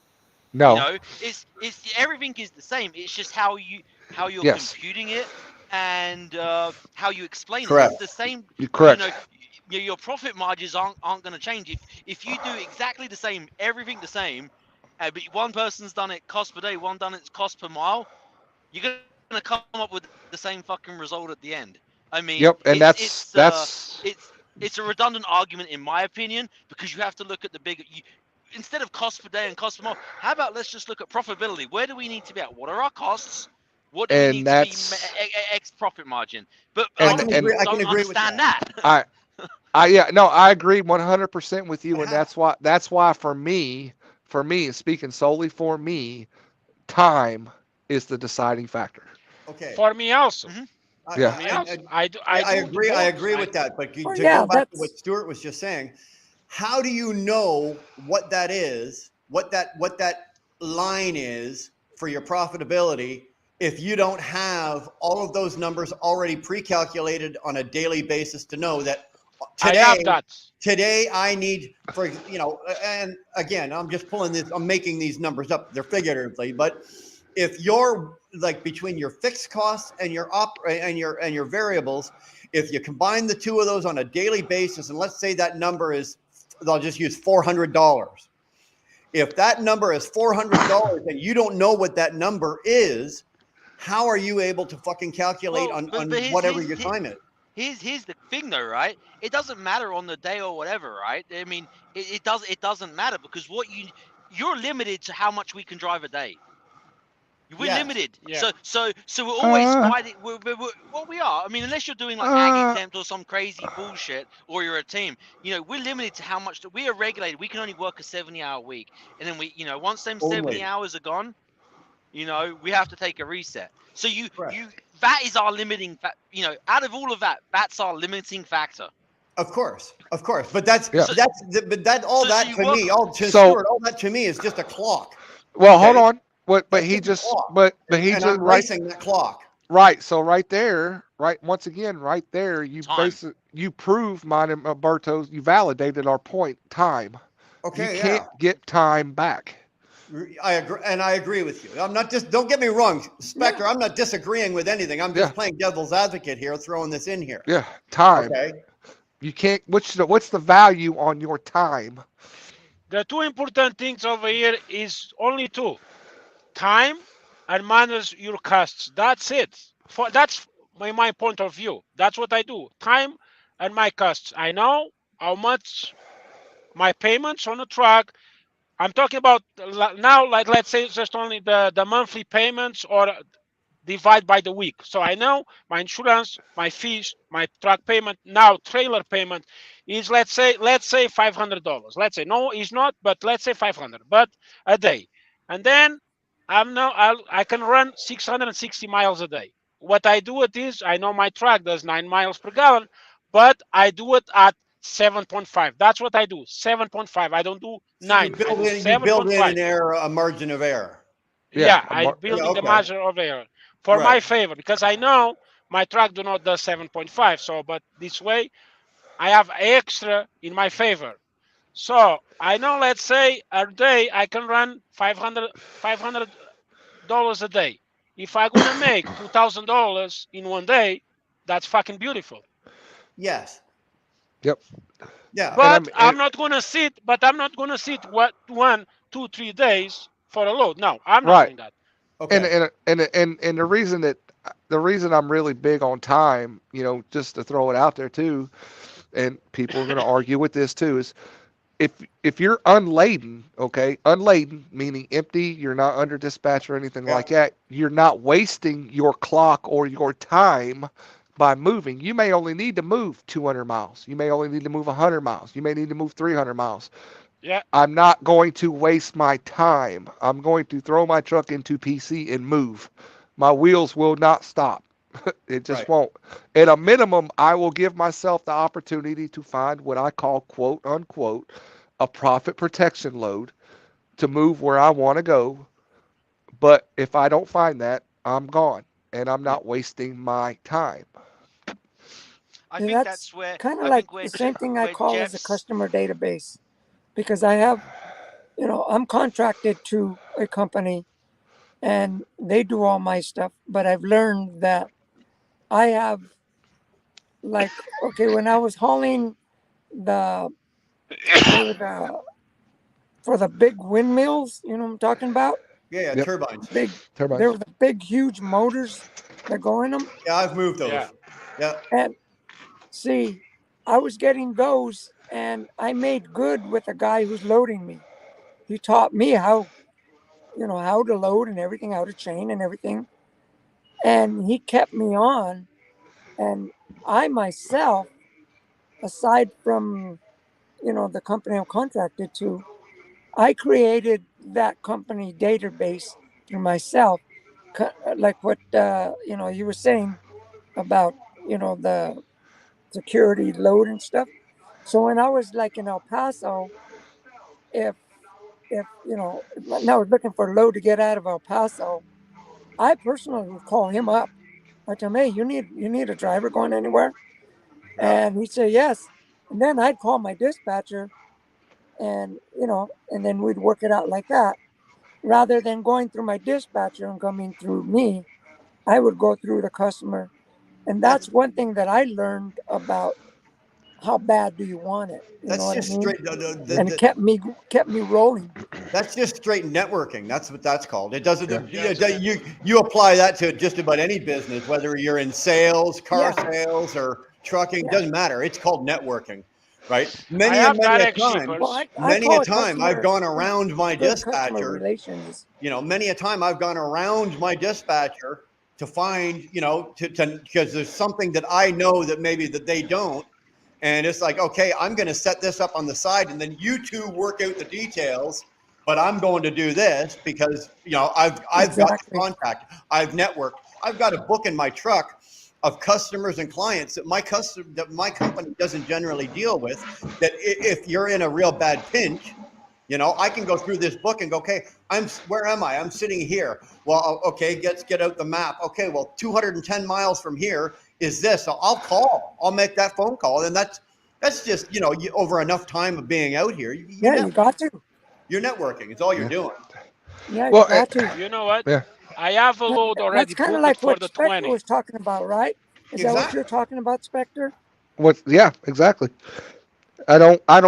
Yeah. It's kind of like yeah. I mean, Robert said it right in the comments right there. He hit it spot on, and this comes with experience. Okay, I don't know. I can't see it right now. I love but Robert. Which one is it? That one? The one talking about where it's if people thought like Spectre, it's this rate or fuck off. Stuart knows what I do. Okay, Stuart knows what I do. You know what I do, and this comes with experience, and it comes with understanding the business of trucking on the backside of it, right? And that's pretty much how I think. Okay, I've gotten to the point in my growth. Even if I was still a single truck owner, I still do this as a single truck. It's this rate or fuck off. I'm gone. Okay, don't be afraid to tell these guys that. All right, I know what number I need versus the number that I want, and I'm not going to waste my time. Yeah, I'm no, just it's true. not. I'm just When I not. started with Landstar, actually what I did. I start for just for a couple days. I did it like I want this, but then quickly I learned it's not what I wanted. That's what I needed. Yep. And then you may be able to find a fantastic loads because you took that cheap load, and that happened to me like a couple times. Yeah. Yep. Like this is where I learned a lot of my I used to get beat up so bad for this in my early years on talking about what I was doing in my trucking journey on YouTube and stuff. I was one of those guys. I still am. I'd still do it if I wasn't doing what I was doing now. But I love to run Pennsylvania, upstate New York area. I love running it. Okay. Well, there's money there right now. If you want to come over and try that, dude, I would. People got so pissed off. They're like, "How's he doing it? How's he doing this? How's he doing this?" And this is where actually running that part of the country is where I learned the value of my time versus sitting for a day. I could easily jump from, say, like Harrisburg, right? Yep. From Harrisburg or the Carlisle area up to Rochester, Buffalo, and get more money. Yeah. And I could do it in a day. Short runs. I could do it in a day, right? I could. Okay, I'm not sitting and waiting. I'm gone. Or I could bounce from Carlisle, Henderson, Carlisle state area, jump out over into Ohio, and turn around and come right back. Exactly. That's why I say is that I've gotten to that point, and not just with myself, but it's kind of bled off on, my other contractors and how I also run my company trucks is. It's this rate or fuck off. I'm not wasting my time. Yeah. Like, if I may here, that to me, that depends on the kind of truck you drive. I personally I believe that sure, these short runs, you can make a lot of money doing it. Yeah, it's way more money on short runs. In my case, I drive a flatbed. I'm going to be doing a heck of a lot more work doing unstrapping, strapping, and all this stuff. Agreed. So I don't want to do that. Okay. I like the long runs where I got to strap maybe an hour or so. But And see, then that's 2 days later, 3 days later, then Okay. I'll but unstrap. it's not, that's not what I'm talking about. I'm not talking about the length of run. That's what I'm talking about. There is the value of your time. What I'm trying to convey is that I don't waste the time to move. I mean, I've even deadheaded from St. Louis up to, Stevens Point, Wisconsin, to get loads that we're hauling now. Right. I don't waste my time. But Right. it depends on the type of trailer you got. That's what I'm saying. Does To it? a degree, but To a like degree. I pulled flatbeds for years, and I would do the short runs like that as well. Here, I'm going to give you an example. Okay, the company that I'm with, we do very, very well because we run the Eastern Seaboard, Yeah. right? Everybody knows the Eastern Seaboard pays more money. It's just the way it is. Yeah, it If you're is. running into New York City, or if you're running into like the Port of Baltimore, New Jersey, Newark, any of that kind of shit. Yeah. So the way this company has set themselves up, and they were set up. They're not set up so much like that. Like I said, they're having a change right now. But and here's the example I'll give you. Okay, and I'll use myself. This is this week. This is what I did this week. I started my week last Sunday. I took a 406-mile run from Ottawa, Ontario, Canada, down to Berlin, New Jersey. That run, now it didn't pay me, but on the load paid $2,800 US for 406 miles. Now, if I was on the spot market, I would take that. Obviously, I would take that load, $2,800 to run 406 miles. Yeah. I then ran 91 miles empty over into the Port of Newark.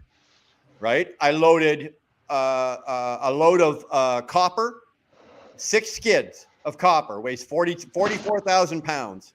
Right, that paid $3,100 to go back up to just outside of Ottawa. So I went down on Sunday. Right, I left Sunday mid-morning. I delivered Monday morning. I reloaded Monday morning. I was back up in Ottawa, right, Monday night. So $2,800 and $3,100. What are we at here, folks? We're almost at $6,000 on one day, on a day and a bit, right? So I went down, I'm back up, I made $6,000. I did. Then I turned around, I grabbed another load out of Ottawa, paying $2,800. I was back down in Berlin, New Jersey, right? And delivered that. Then I ran from there. I went into Philly. It was only, I think, 21 miles into Philly. I was back up in Canada that night. So I'm going down and back for $2,100 or $2,800, $3,000 on each trip. So at the end of the week, okay, my truck revenue has revenued a little over $12,000. Yep. Right? Or the short runs pay way better. Or I can take one trip from Toronto, out of Toronto, down to Laredo, pays $5,500 fucking dollars. Right, and then I'm gonna run empty out of Laredo, probably over to the Port of Houston or somewhere. I'm gonna run a longer deadhead out of Texas to get a load, and then I'm gonna run that back to fucking Toronto, and that's only gonna pay me about $4,100. Yep. So now I've run down and I've run back. There's my whole week, right? I'm at 31 or 3,200 miles for the whole week, and I'm at $9,000. And see I've done 3 short ones at 12, or I've done and on top of that, I get paid extra. I get $25 just to bump the dock. See, and that's once again, you're looking at time and speed versus length. Mm-hmm. But do you guys like? I have no waste of time doing what I'm doing. Exactly. There's no waste of time. There's no sitting. There's no nothing. My time is every minute that I'm running for this. Exactly. Like the whole week I ran this week, every minute was a calculated dollar-making minute.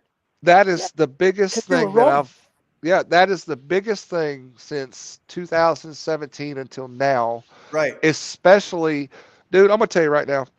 Till now, and I'll tell you, the biggest teacher of that lesson was the pandemic. Okay, Yeah. The pandemic taught me that lesson because we were running relief loads, like we'd run them out and then we would deadhead back because they had so many of them. And that was I did at the time I didn't understand it. I didn't pay no attention to it. But when you look back at that data and you look at that time frame, we were very, very profitable because Right. why?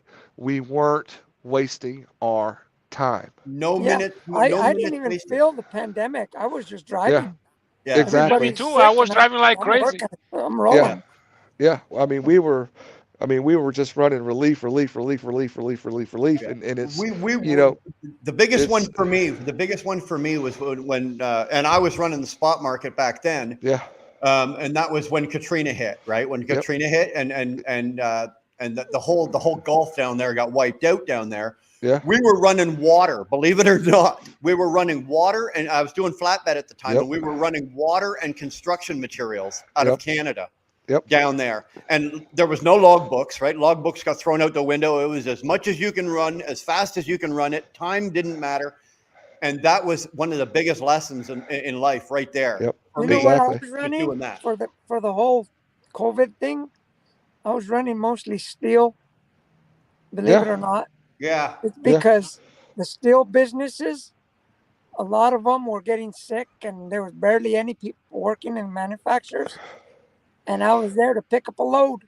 I mean, Well, Yeah. they believe it or also not, had they also had a I was spike of busy. they, well, yeah, well, there's a good reason for that, and I'm Yeah, glad you were busy because they actually had a spike of Japanese steel that was being imported because we were short so much steel, and Right.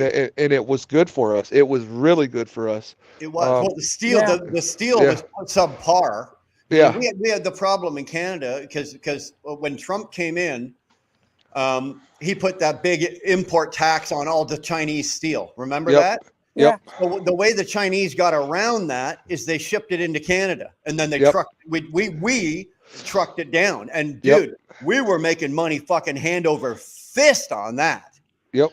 It was Well, ridiculous, well, and that's it was stacked up so damn high. We didn't even wait for it to go anywhere. We went right into the damn port in Toronto and Hamilton and yep. picked it up right on, like it was coming off the ship right onto my trailer.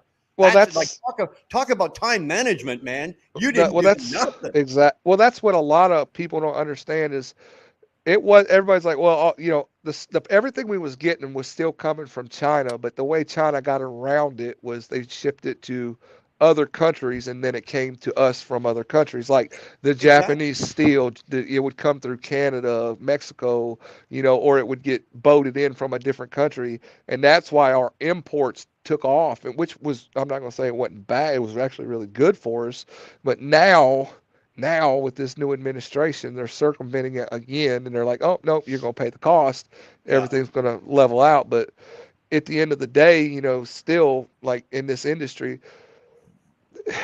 that's the one thing, Well, like you're seeing it now, because I hate hearing people say, I'm not starting my truck for less than 250. Okay, we'll sit there for days, I don't care. Yeah, Yeah. I have guys doing that, yeah. Yeah, sitting 2 weeks, man. Is that so absurd? I don't care. I've told guys. I said, I was on another live not long ago, and there's two guys in there arguing about it, going, "Well, I won't move my truck," and the number was $1.60. At Yeah, $1.60 a mile, I'm not moving my truck. And I said, "Well, that's fine. You just left money on the table for me. yeah, I Yeah, mean, If you're going to leave it out there, I'm going to take it." yeah, You know. And if you can't move your truck for $2 a mile, then you better start reinventing yourself. yeah. I Hey, have That's a kind of I question. better get I have a going here. question. Hold on, Go hold on. ahead. Sorry, Dodie, what were you saying?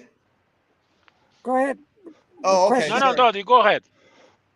I was gonna say I was gonna take off, and it's nice talking to you, Umberto, and Brian and Specter, and Okay, everybody else that was on there. Dodie, I sent you a But text message. Okay, so my phone, that's my new phone number. okay, I'll put spam. Fuck off. Okay, talk to you Anyway, later. I have a quick question. We're talking about China. Everybody knows Tesla, okay? So, yeah. where do you guys think the battery chargers for Tesla come from? Oh, they come from China. How do you know that? Us, I mean, it's not that I know it for a fact, but I mean, it's. But now China, I can tell you I know that because actually I pick up it's. six from British Columbia, go to California and Laredo. Yeah, Six of them. I mean, So where, it only makes sense because China's the only one that can produce the capacitors for it. So. right. And where did Humberto? Where did you pick them up from? I bet you picked them up right out of the port, right? Didn't you? No, it was very close. Was very close, but someone did pick up from the port to that warehouse, and I pick up in that warehouse because for me it was good if I have to go to the port. I don't like ports, but if I have to go, I will go. Yeah. But like for the 20th of December, I have a load from Rialto in California. Is a port, must have a tweak, fast card, blah, blah, blah. But because it pays good, I will go. I don't care. If I have, it's a load comes from the cruise liner. I don't know exactly what it is, Yeah. but it comes direct from the cruise liner all the way to Edmonton. Yeah. I don't know. Yeah. But yeah, that China thinks, you know how much they cost that battery chargers? You really only one. You know, you think is maybe $20,000. Maybe you think maybe it's $30,000. How much do you think it costs one battery charger? I couldn't even imagine. I honestly. 120,000. 185,000 US dollars. Yeah. I have Good the bill night. of the thing over here. I was like, holy fucking cow. Yeah. It's That's ridiculous. insane. That's insane. Yeah. You know what, boys? So it's been a great chat, but I've got another obligation here, and I'm going to call it a night. So unless anybody's got something absolutely blaring and glaring on their mind they want to get off their chest, I'm going to shut this sucker down tonight and call it a night. Yeah, me too. I gonna take a shower, sleep because time is money, and tomorrow morning, You got 8 it. o'clock, I go to the load board. I gonna choose the best one is for me, even if $1.60 a mile, and I'm going. I gotta go take care of a couple of things and get ready for work tomorrow morning. I'm out of here tomorrow morning at 8 o'clock as well. So where do you go, Brian? I've got two drops. I got Jackson. I got to deliver Jackson, Michigan. Then I got to deliver in Kalamazoo, Michigan. And then I got to run down to Indianapolis for my reload. When you gonna be in Indy? My reload's going back up to just outside. Well, Levi, Quebec. Levi. When you gonna be down in Indy? Probably Tuesday morning. Okay. I might. I will be passing Indiana, but it's gonna be like on the north side, you know. Spectre, if you're down there, give me a call. All right, we'll do. All right, man. Talk to you guys later. All right, man. Y'all be good. All right, man. Okay, be good. Thanks, Humberto. Okay, Thanks, man. Thanks, Spectre. Talk to you guys. Bye. Here you go. So there, we've had Jeff, like the professor, came on. Hopefully you learned something. We had a really good chat tonight. We threw around a lot of information. Hopefully it helped somebody. If it didn't, you know what? Keep looking. It's out there. You'll find what you need. Appreciate the chat. You guys all sticking around and hanging out. Donnie, I will definitely check out DIY. I'll give Adam a call and see if something can be done for that, for the fuel card. I do appreciate you putting that out for me. And with that, guys, I'm just going to say goodnight. Thanks for hanging out with us tonight. We're almost at 4 hours. I didn't plan on doing a 4-hour live tonight, but it was some good stuff. A lot of good information got out there. So thanks, guys. And we'll see you down the road later.